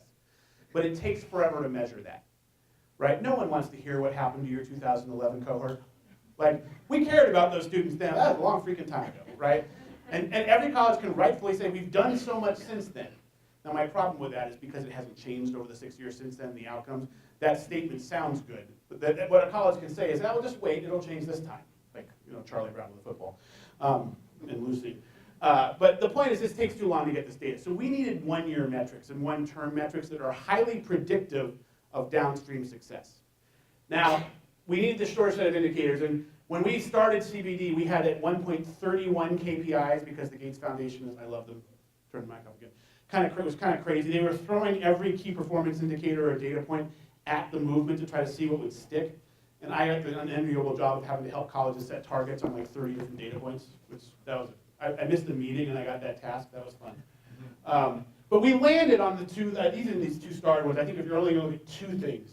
College level credit thresholds. How many students pass 15, 24, 30 units in their first year of college level credit, or 6 or 12 in their first term? And then gateway math and English completion in the first year. If you're only going to measure two things, these are the two I would measure. The cool thing about these numbers is you can do them all every year. Every fall cohort, you track it through the spring, you got the data 10 months later, right? So these are highly predictive. Now, you guys you're not an anomaly, but you're an interesting asterisk on some of this, and we're going to show you in a second why. And I worked with your kind of folks, and by the way, fall to spring persistence, course level pass rate, units attempted, those are cool too. But let's take a look at Moorpark. So here is, it's building. I didn't try to have it build. That's cool. All right, it's quickly building. I'm going to look at that again. All right, so here are the number of students who passed 15 college level units in the first year. Here's the 5-year trend at Moorpark. So 49 to 55%. These are, hey, good news A. So you can already see the things you've been doing in the last 5 years are having an effect, right? By the way, this is not true everywhere. I can guarantee you that a lot of times this is flat, right? And sometimes even goes down in this time period. A little more bouncing down here. 30 units in the first year, which by the way would be quote unquote perfectly on path, halfway to a 2-year degree after the first year. And your numbers are 14%. That sounds low until you look at the state medians on these three numbers, which you are nearly double on this. Now, I think there's a key reason for all three of these numbers being so high. A, you're doing some really cool stuff. B, your percentage of full-time students is much higher here at Moorpark than it is at most places. Not a little bit higher, much higher. So it depends on how you look. This is one of those things where denominators matter, but somewhere near 50% of your students are full-time here, which is very, very high for California. Now, that could happen and you still wouldn't get data this good. I think there's another reason for this that's coming up, and I actually really want to hear from you guys why you think the data is so much higher at Moorpark. Every college wants to think their data looks like this. Nearly no one else's does. Like, you guys actually do it. So this is an interesting backdrop to this work, is you've got some great stuff already in place, right? So this is, this right here is pretty striking, and this, having a third of the students on path. Now, the question you have to ask yourselves is it okay that 7 out of 10 students aren't 40% of the way there after a year? Like, your relative numbers are higher, but from an absolute sense, and by the way, that means only 6 out of 7 students aren't perfectly on path after a year. Now, you're not going to have this go here, but there's still a lot of room to grow this, right? One of the huge reasons for this, by the way, the huge reasons for this at Moorpark, which I cannot believe I forgot until this morning, is that you are the self-placement college. This is, by the way, I was looking at this data on the plane, and I was telling Nina and Lisa this morning, yes, I was here 8 months ago, but I've probably been to 75 schools since then. And at the time I was here, I was doing a 1-day gig, and I wasn't thinking about what happened afterwards. Now that I'm like, we're doing A2I2 with you guys, I'm like, all right, I really need to know why this is happening, because when I was looking at this data, I did not remember. I actually thought something was wrong in your data. It was kind of high enough, and I'm like, this can't possibly be right. I've been in California a long time. It was this morning when I got reminded that you do self-placement. So why is that so important? Because you don't have a lot of students that are 3 levels below in Dev Ed on long sequences where they're never going to get out. You have some, right? You got some. No, we don't. No, Not a lot. No, you don't. We only offer 1 course below college level in English. We don't offer 3. Well, yeah, right. So English, We don't have any. most colleges have 1 or 2 in English. You know the exceptions in the area where they have 5 level. You can't have numbers looking like this if you've got more than 1 level. So that's a big factor. Math is usually more complicated because the other thing, you have 3 levels in math. And we've got the whole algebra, stat way, quantitative reasoning discussion in this state going on. We can do my rant on that after the break. But we're getting there. It's going to happen. It's always just been a matter of time. The CSUs, Sac State, their president in the room, I did a keynote to 1,300 people there last week. He said, we're done with this discussion at Sac State. We are accepting as transfer level every one of the quantitative reasoning and statistics courses that Los Rios will give us that are at that level. No more, we're done. Because we know that 80% of the students who leave Sac State do not need algebra in their job after they leave Sac State. 1 out of 5 do, and guess what? They're gonna do algebra. The 4 out of 5 who don't, who need quantitative reasoning or statistics. So it's starting, if Los Rios and Sac State do that, you got the second biggest district in the state, working with, so this is really gonna matter. And some of the CSU resistance to this it's just a matter of time. But having said that, that now the kind of your combination of self-placement with multiple methods, the things that you do get more students into transfer level math courses. Not all of them, it's not 100% successful, but that's one big reason for this. And looking at the math, by the way, and this is the first term numbers are, again, much higher here than they are at other places, right? 40% of your students get at least 6 units of college level units in their first term. Now again, 40% statewide, almost 2/3 of yours. So this has been working. It's why, when I forgot that you guys were in self-placement college, when people used to talk about, it was you and American River for a long time, right? Were they the other one? Yeah. And you looked at some of this data there. We didn't have these metrics then, but we kind of ran them on the fly. It's striking how much this stuff works. The state average here is 13%. So even though 12 units in the first term, by the way, is not even halfway to being on path after a year. So this is still not, I think we can do better than this too. But just know you are building, you do not need to throw stuff away and start over here. You have some really strong outcomes to build this on. Do I think there's still a sense of urgency in the data? Absolutely I do. You start breaking these down by ethnicity, you see a slightly different picture. We don't have that here, but we can. And then the math and English numbers. Here's your progression in English of passing college level English in year 1, which we've seen as highly predictive of completion rate. You guys were already good and you're getting better. And statewide, that number is at 25%. 3 out of 4 students. You don't think this basic skill stuff matters? It really matters. I was one of those writers in the Basic Skills Initiative 13 years ago. I think 80% of what we said is now wrong, but at the time, it was good stuff. So. But this is huge, to have this. I mean, you guys deserve a lot of kudos for this, that 2/3 of your students have passed that bar in English after a year. We thought the data was wrong. We were having dinner and a beer last night. I'm like, this data can't be right. I need to know. And I started cross-referencing against other state databases and national databases. I'm like, wait a minute, something's got to be going on. There is, by the way, an asterisk here, and it's on the map. And that is that you guys are measuring college level math in year 1, because that's what I told you to do. The state data I'm using here is transferable math in year 1. So I measured your transferable math in year 1, and you're at 20%. So you're still double the state average. But this is still really important. Many degree programs only require this. The state went to transferable. It's been in the scorecard. It's been another of the Chancellor Oakley's things. Most of these students want to transfer and get bachelor's degrees. By the way, that's a number you may not know. What do you think the percentage is of new community college students who are first time in college who want to earn a bachelor's degree? It's between 82 and 85%. So that number doesn't surprise you, but it surprises a lot of colleges. Yeah. So I have a pair of questions.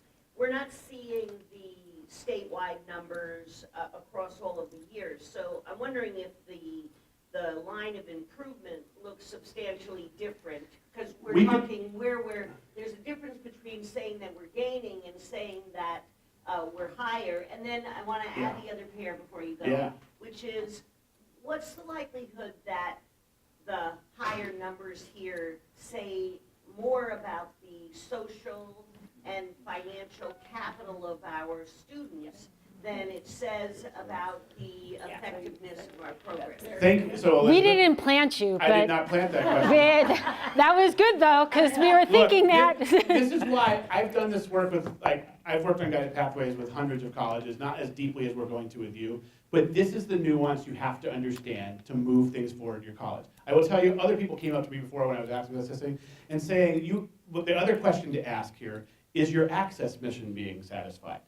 So you're open and clearly you're doing a great job bringing in the higher income, tend to be whiter part of your community who can come full time with unlimited resources. And that is that helping your data? It's absolutely helping your data, right? When I looked at your median income, one of the years you were on the Aspen Prize 150, you had the highest median income of all 150. Now, you know as well as I do that you have many poor students who come here, and it's not the high parts of the income in the community that often go to the community college. Having said that, it was off the charts. So is that a factor? Absolutely, that's a factor. And I think that one of the things you guys have to find the kind of balance between is complacency and we're screwed. Right? So you need to find that middle ground of we still feel a sense of urgency, we still feel like we need to work on this, but we are building on something that's pretty powerful. Yeah, just the full-time, part-time alone answered a big piece of the question for me. Like if you have 20% more full-time students here, that alone is going to drive some of these numbers higher, probably 10 or 15 points higher. Right? Now that is also related to income. Part of the reason they're more full-time is they're able to be more full-time, so it comes back to income and race, right? So yes, you need to talk about every single one of these issues, and what you absolutely need to do is disaggregate this data. Right? Start looking at it by your Latino. I mean, the easiest break here, because it's such a large population, is the Latino versus kind of white and Asian population. And although you're Asian, I'm California, I know this because I used to work at Skyline. Asian doesn't mean what the rest of the country thinks it means. All Asian students do great. First of all, that's racist. And second of all, you know very well that there are subpopulations of the Asian ethnicity. When I was at Skyline, we had 20% Filipino, 20% kind of classic Chinese and Japanese, 20% Latino, 20% white. It's the only college in the country that has 4 groups over 20%. What happened? The Filipino group and the Latino group were exactly the same, white group and Asian. Right? So we have to be nuanced about this and just not make random statements about students. Having said that, we need to disaggregate the data and look at it, like if you're full-time versus part-time students. That's the cool thing about these metrics, is these are easy to measure. Like you have good IR people here. Like we can break this up 6 ways to Tuesday, and we will. Because I do think, Elizabeth, it's an important part of understanding the Moore Park story. Hey, Ventura and Oxnard people, it's an important part of understanding your story too, right? But because of some of the unique history of being here, this is a big deal. It's a big deal that adds nuance to the data. So I do think, A, this is good news, because you're not, I have other colleges I work with whose data is all down here. My guess on the state level, we can answer this for 3 years, it's gone up slightly. But it's still way down here, right, at most of the rest of the state. I want to finish and give you guys a break. By the way, what's interesting, this is one thing to finish, persistence. Your fall to spring persistence is actually pretty much at the state average. So that's actually, you're a little bit higher, but so that's not, but by the way, I hate this variable. It's my least favorite variable in higher education is fall to spring or fall to fall persistence or retention, because it basically doesn't tell you anything. It tells you people are still here. Yeah, that's necessary, but if none of them have made progress, it doesn't really help at all, right? So I actually love your data file, because it shows that it's not persistence that drives this, right? Is the first year important or the first year important? Of course it is. It's important because of the relationship between these other things and the ratio. So it's not persistence driving it. And then term one, the other thing that you could say looking at your data is, they must not have high quality standards. You guys are actually below the state average in term 1 course completion rate. Right? You're not that, you're basically at it. This number doesn't move much either, by the way. The point is, these 2 reasons for explaining away your good outcomes are not the answer. Which is when you tell your story, important, because there is always a tendency when we show all the data from earlier, like, I'm sure that the quality is better here at my college. Well, this is not the only measure of quality, but this is at least helpful data to look at. So when I finish with your data, now it's time for the break. I will say, look, you guys have a great foundation to build on. I think this nuance that we all just discussed, one of the numbers on the Aspen Prize that we look at, by the way, is the percentage of underrepresented minority students in your service area versus at the college. That's the first place you look, right? So I can tell you of a college that has 12% underrepresented minority students in the area and has 30% at the college. That's actually, by the way, kind of the Santa Barbara story, right? I will tell you, when I did the Aspen Prize visit, it's always hard to hear a neighbor winning like a prize, but I get it. But the Santa Barbara story is really interesting because you want to look at them and say, hey, rich college overlooking their hill, their median income is $25,000 below yours, first of all. And secondly, that community is about 15 to 16% Latino. The college is 33, 34% Latino. So they're doing something amazing to attract low incomes. And it's not accidental, because when we got there, we looked at their program, pulling in high school students into STEM, doing Get Focused, Stay Focused, getting all that program-based stuff thought about in the high school. They built transitions for low-income students of color in their community. So that's one thing to look at. The other thing to look at is to disaggregate some of your data by ethnicity. To take a look at, is this college being experienced the same way? And Elizabeth, this is where your question's leading. Is it that our well-off students are doing fine, they can go full-time, they have resource students? My guess is when we look at your Latino population, it will probably, because of the other things you do, still be better than the rest of the state, but maybe not double. But we'll do that. That'll be part of what we help you with.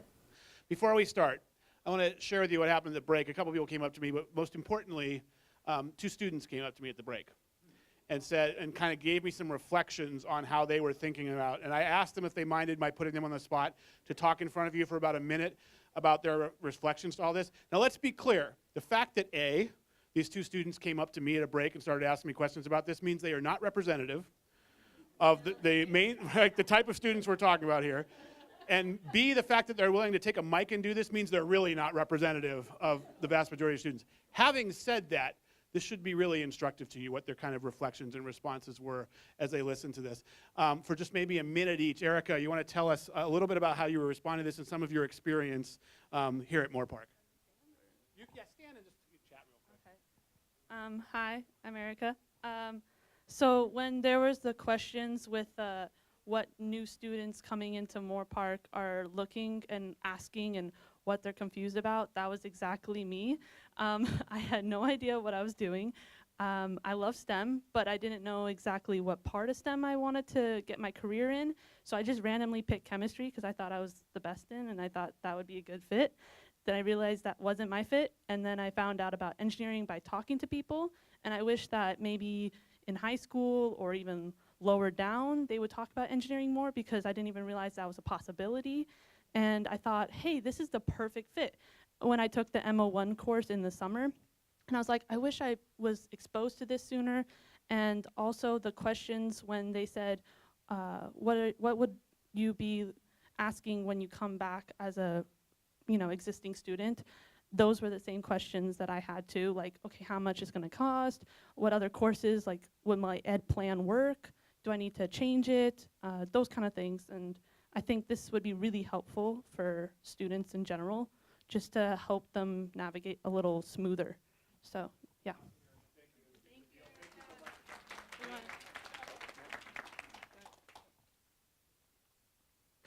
Just to make sure I don't ramble on, what do you want me to say?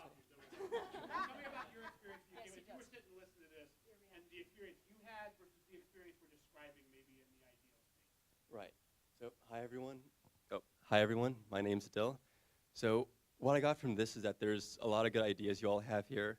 One thing I liked was having financial aid tied to progress in course and plans.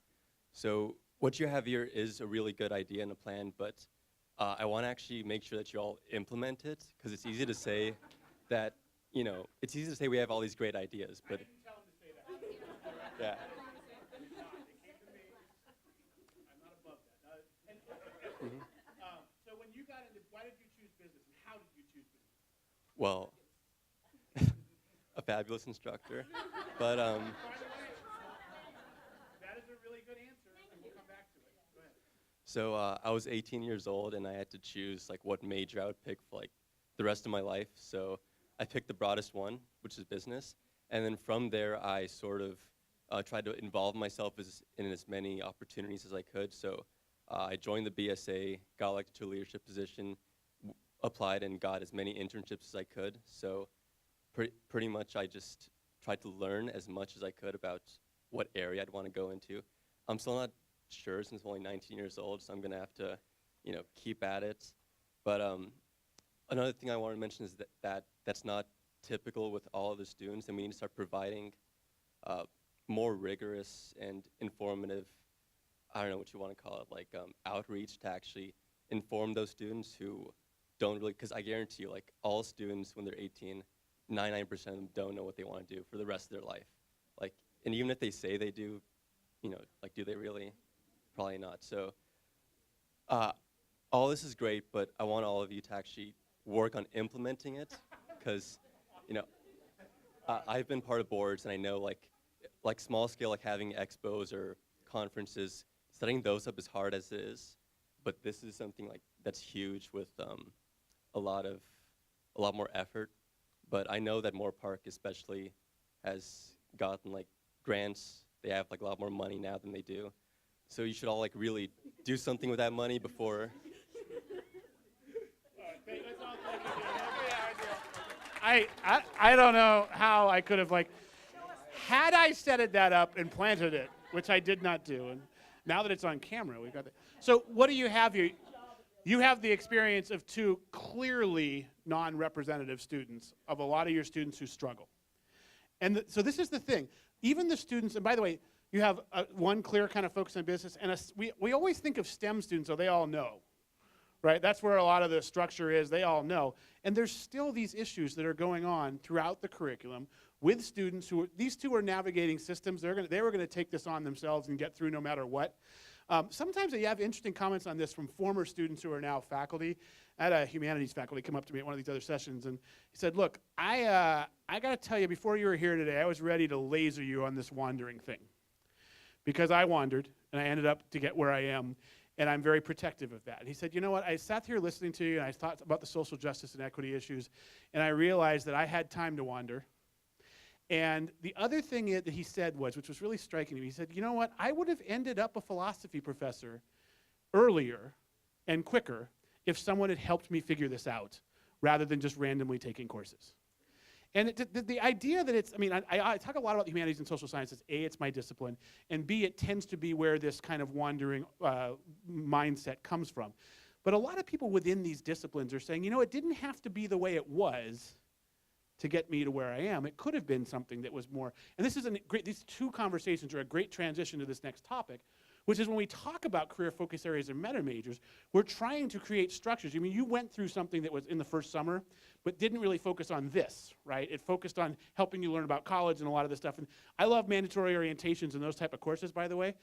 But I think what we've learned about this is that the core business problem where students are coming on is to help them figure out not how to just randomly study and take courses, but where are they trying to go? How is what they're doing now going to get them on the path? And by the way, I mean, what Adil is saying is we know people are going to change careers 4 to 7 times, by the way. So this actually makes that whole liberal arts side of the equation even more important today than it was in 1967. Because in 1967, we tended to train people for one career, and 80% of people stayed in that career. We are training people now for careers that don't exist in a much more rapidly shifting marketplace. Now, let's be clear, though. That doesn't mean programs aren't important, because you still need a degree, and increasingly a bachelor's degree, to get into a career rather than a low-wage, dead-end job. Like, there's lots of first jobs we can get people into that have no second and third jobs. So if people are going to be truly prepared, we have to find the intersection between a very solid liberal arts education that produces those outcomes we were talking earlier, and the structure and systems that will help more students get into the careers where they can apply those structures and outcomes. And so we are trying to find a middle ground here. And this next 20 minutes is about kind of this notion of career focus areas or meta majors. And we had the conversation with Rachel earlier that sharpened some of the questions people have about these. And I want to just be really clear. Let's probably turn this light off. We're not going to go through too many of the examples because Dr. Schmidt ate up all my time for examples. So in the back of this are a lot of examples, which I'll give you. You can have the PowerPoint and check out later. That video is cool, but we're not going to have time to do it.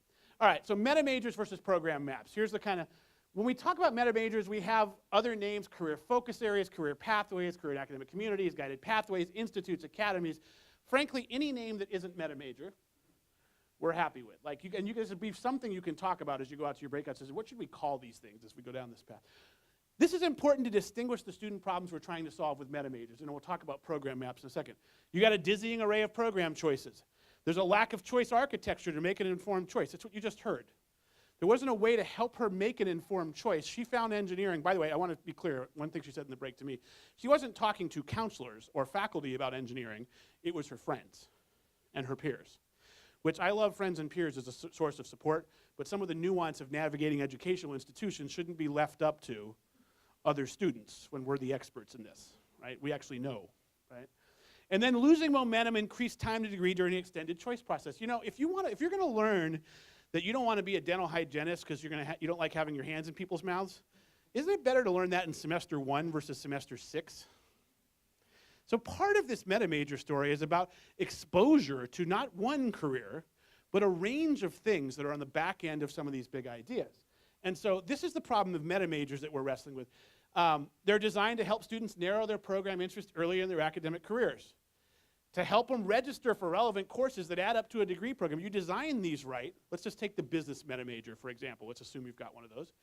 You could design this, as Lorraine did in Ohio, where if you set a common first semester of courses, a combination of electives and discipline courses in business, that every student who completes that is perfectly on path for the 12 or 15 degrees you have in business.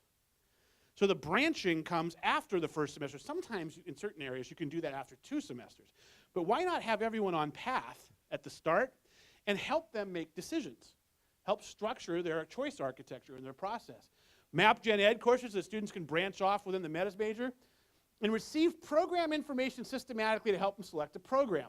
So if we're going to put students in the meta majors, we can do a number of things. One, you can do as many of Gretchen's colleges did on the national project, build a course in that's required in that first semester that is designed to help people explore their interests, match them to careers, match them back to programs, so that Erica learns in that course in the first semester, if she doesn't know already, that chemistry is not the only option. Maybe engineering is better for you. And here's, by the way, here's the type of mindset that you have in your personality that Matt has that makes it more likely he'd be an engineer versus a chemist.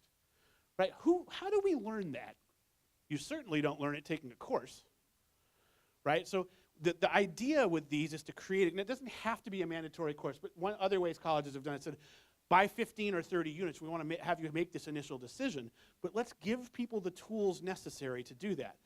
Your colleagues up the road at Santa Barbara who started Get Focused, Stay Focused, I mean, the idea was not to make that decision freshman year in high school, but that every 9th grader in the Santa Barbara City High School District fills out a 10-year education plan after they are exposed to an entire curriculum that helps them match their interests to careers to programs. Now, look, they know very well that students are going to change their minds. Right? But they're starting that exposure process earlier, and I will tell you that is one of the reasons why they have a much better bridge for low-income students and students of color in their community opening doors. And by the way, those bridges are to STEM and other areas as well. STEM's not the only thing, but we do know that we are underrepresented in STEM with our lower income and minority students. The one way to do, you can't just fix that by osmosis. It doesn't happen because you say, yeah, that's a problem. It happens when you do things that are structural and systemic. And so this idea is taking that to another level.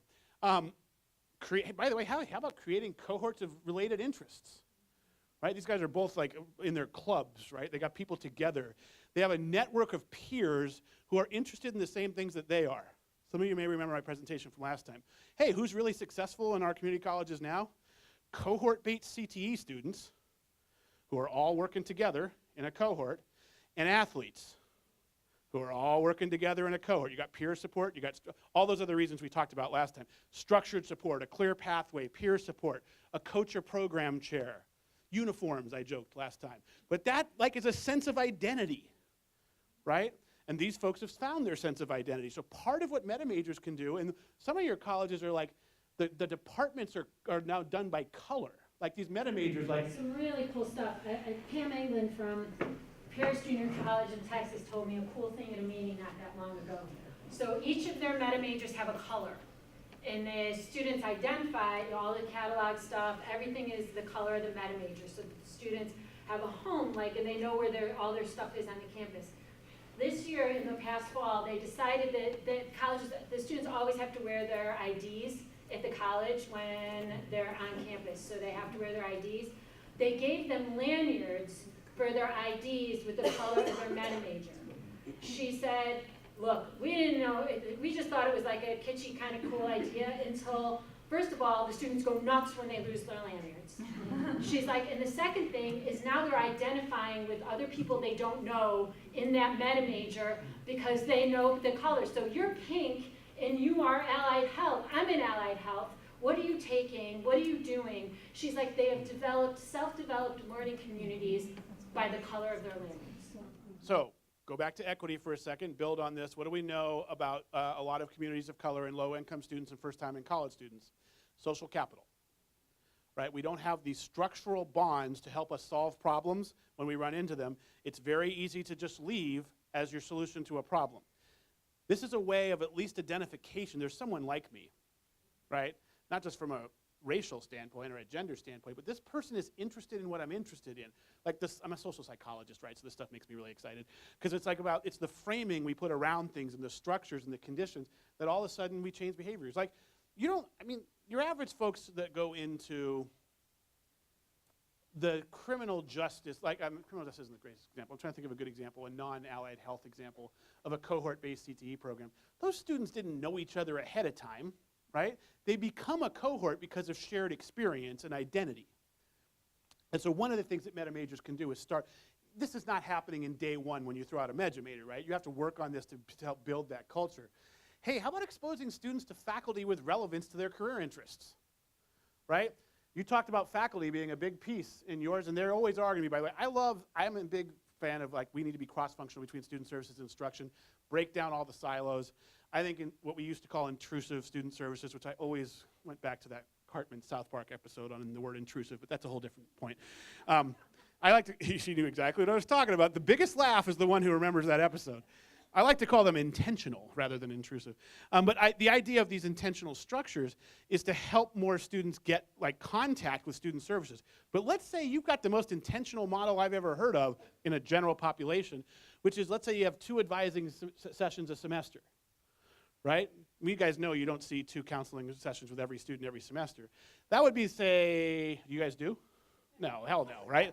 Right. So let's just say you had that, if you had that really cool model where you saw students 3 hours a semester to help them shape all this, and they're a full-time student, they have 200 hours with faculty. So no matter how much you get to this more intentional world, the end of the day, it's the relationship with the student and the faculty that simply from a contact standpoint is going to produce more of these type of epiphanies. That's what it's designed to do. Now, faculty also, as a piece of this, have to be empowered to know the piece of their role that is helping students navigate how courses fit together, and many of you faculty are petrified by that because you get asked questions all the time that you don't know the answer to. Hey, I took this course at the University of Florida in non-majors biology, and they're telling me I have to take your course here in non-majors biology. Aren't these the same course? Shouldn't I be able to not take this course? And what if I want to go to CSLA versus Northridge? You're teaching non-majors biology. You just panicked on about 9 levels, right?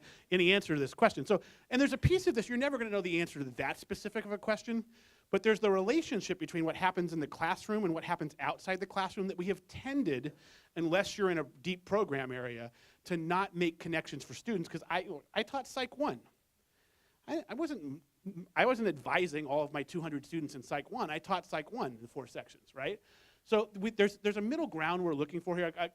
Another guy came up to me recently, it was one of my favorite quotes of all time. He said, look, I teach intro to sociology, and I have realized that I need to spend 25% of my time in the classroom covering the connection of what this course means to students and their overall path, what they're doing at the institution, helping connect them to resources. And look, 25% is a lot, and a lot of you are thinking about covering all the material in your course, but the point he made was that this course cannot be a standalone thing in my students' lives.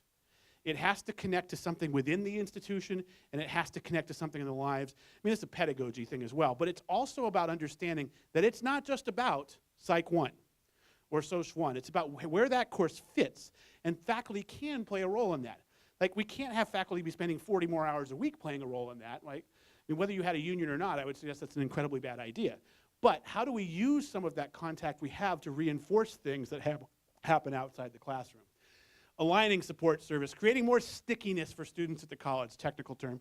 Our friends at CESI and the student engagement folks have been talking about this for years. Students who are more engaged tend to be more successful. And that data coming out of some of these other states is really suggesting that this is true. So all of these are good things for meta majors. By the way, program maps really quickly are to distinguish between them and meta majors. What do students need to take to get to where they want to go? Once you've picked, which engineering was it? Material engineering. Hey, what courses do I need to take to transfer to Cal Poly SL? By the way, you just hit on everyone in the room who knows about transfer knows that talk to her soon, or her people, because it's a big difference between whether you're going to Cal Poly SLO or Northridge in terms of what they take, and it's complicated, right? Right, and so although the ADTs are helping, they're not solving world hunger on this front. I mean, they're still complicated. Right, yeah, disaster's strong, but they're a work in progress, Tracy, let's say that. But what do we need to take to get to where we want to go? That's more what a program map is. And these are customized for every student from default maps, right? What are the milestones we can use along the way? So let's talk about meta majors for a second. I want to give you, this is Gretchen's former organization, Jobs for the Future.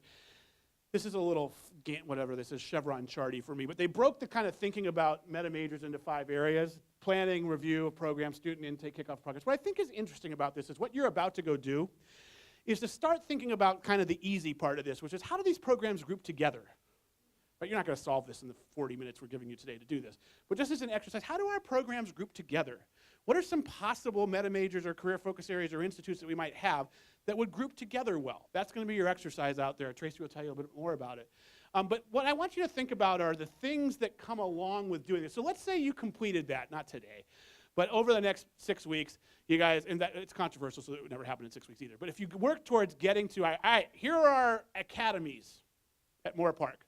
There's 8 of them. I got 8 academies here at Moore Park.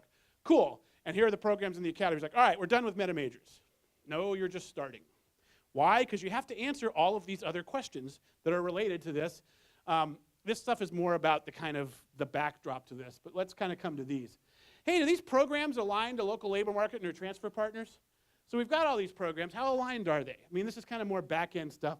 What are the right high-level program groups? There are some colleges, by the way, that have based the meta major discussion about what our meta major should be in industry in their area. Now, I'm not positive that's a great idea in California because there's so much, like it's really meta regions in California unless you're in really rural areas.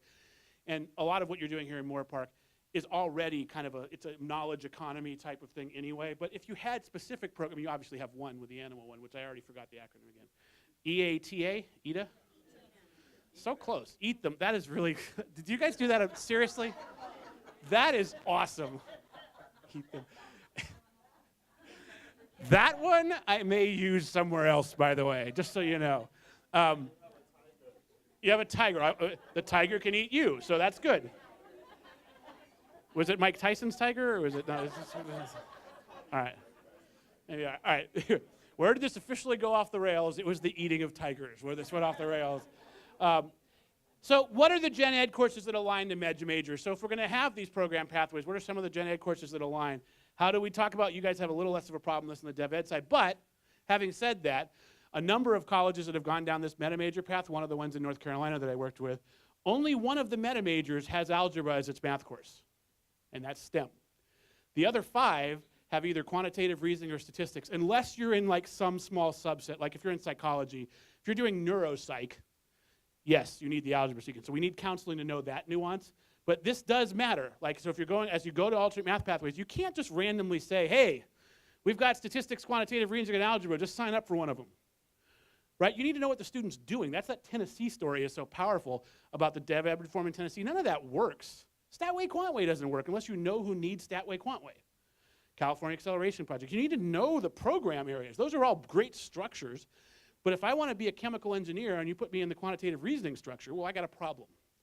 Conversely, by the way, if I want to be a sociologist and you've got me in an algebra sequence, that's a problem too. Because that's not the math I need in sociology, right? Who, by the way, determines that? Hey, guess what? Faculty, right? This shouldn't be administrative fiat. This should be faculty talking to faculty, math faculty talking to sociology faculty, math English faculty talking to science faculty. Hey, what's the right math course for my students? Let's talk about it, right? Yeah.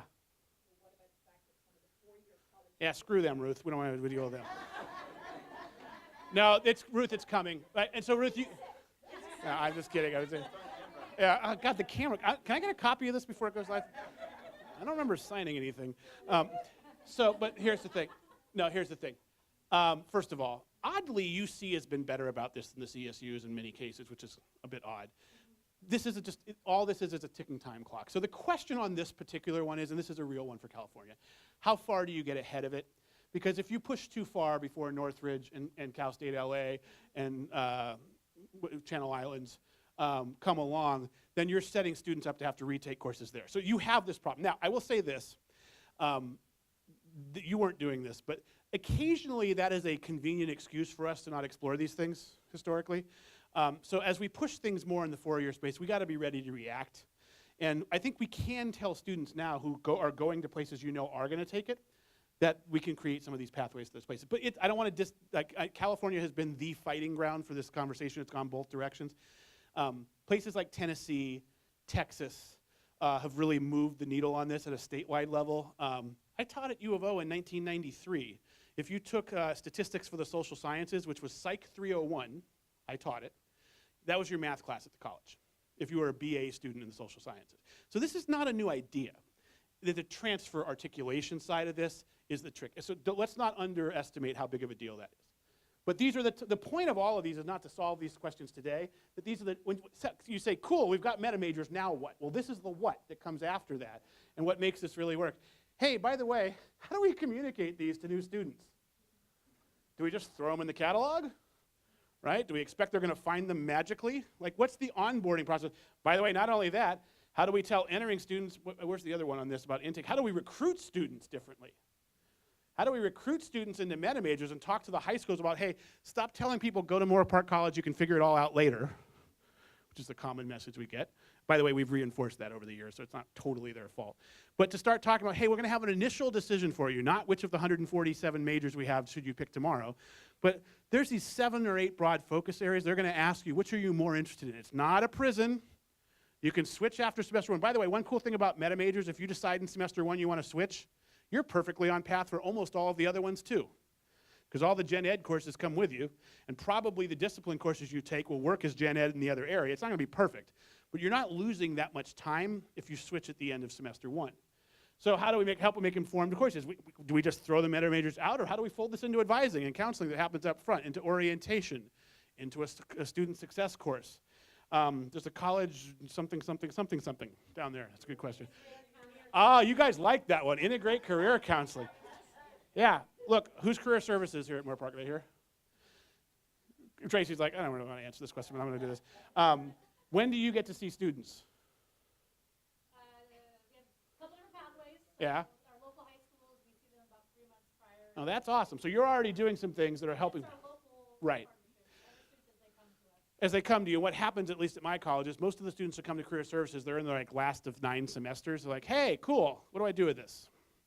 It's really kind of backwards. Like, we need to think about, like, we need to make those connections we were talking about earlier happen, and they can't just happen through osmosis. We have to do things. Hey, do orientations, first-year courses, and student success courses align to the meta major? Are they mandatory? All the things we've been throwing on the table. This is not saying you have to do this, but these are the type of things that this relatively simple grouping causes you to be able to wrestle with. Does the advising infrastructure align to meta major? A lot of places have done this somewhat already, but if we're going to talk about counseling and advising, are counselors generalists, or do they specialize in a certain area?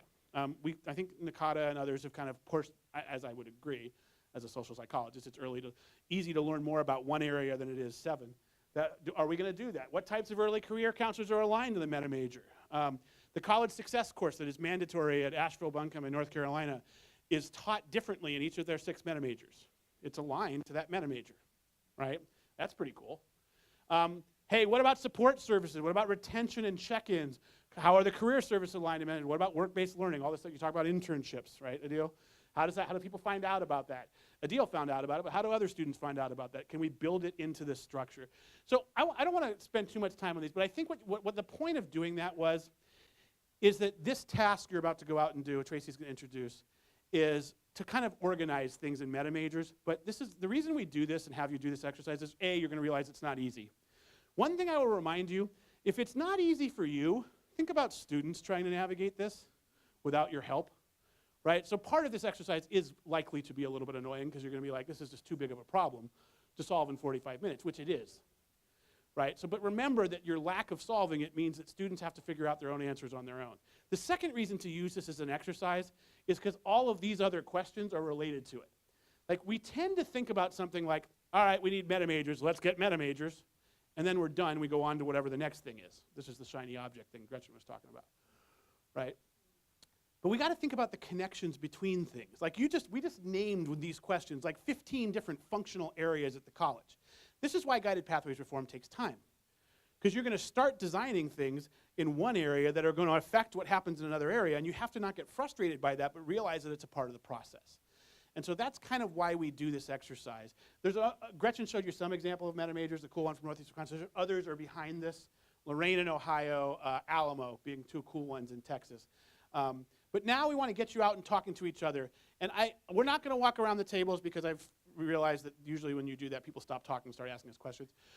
You're also not going to want to stay on task because I know people. how this happens. You're going to want to start talking about everything else. Try to keep focused on this task for a half hour. There'll be lots of time during our work with you for us to explore a lot of the issues, but try to stay focused on, all right, what if we were to start grouping programs into meta major? You want to say anything more about that, Tracy? So attached to your agenda, and we have more outside if you've lost it between the morning and now, is a copy of all of our programs, just alphabetically, what students see in the catalog. So you have this to take to your table. You have a table number. The table's numbers are out there, and we purposely tried to do a mix of instructional faculty, student service-related classified counselors, the students that we have. So try to stick to your table. There was a purpose behind that, so we can have those cross-functional conversations and integration between the programs. So kind of what he said, we didn't want, it's a brainstorm, it's an activity to take the programs we have, and again, I think an important thing, try to come up with a name too. It'd be interesting to see what groups, meta major.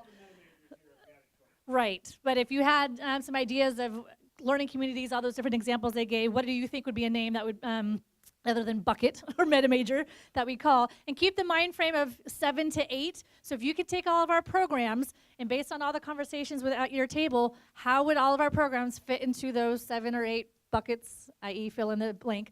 So there's Post-it notes, there's big sticky notes, there's markers, there's no formal structure. Take it as your group to kind of really brainstorm and see what it looks like, and we have about a half hour to do that in the group.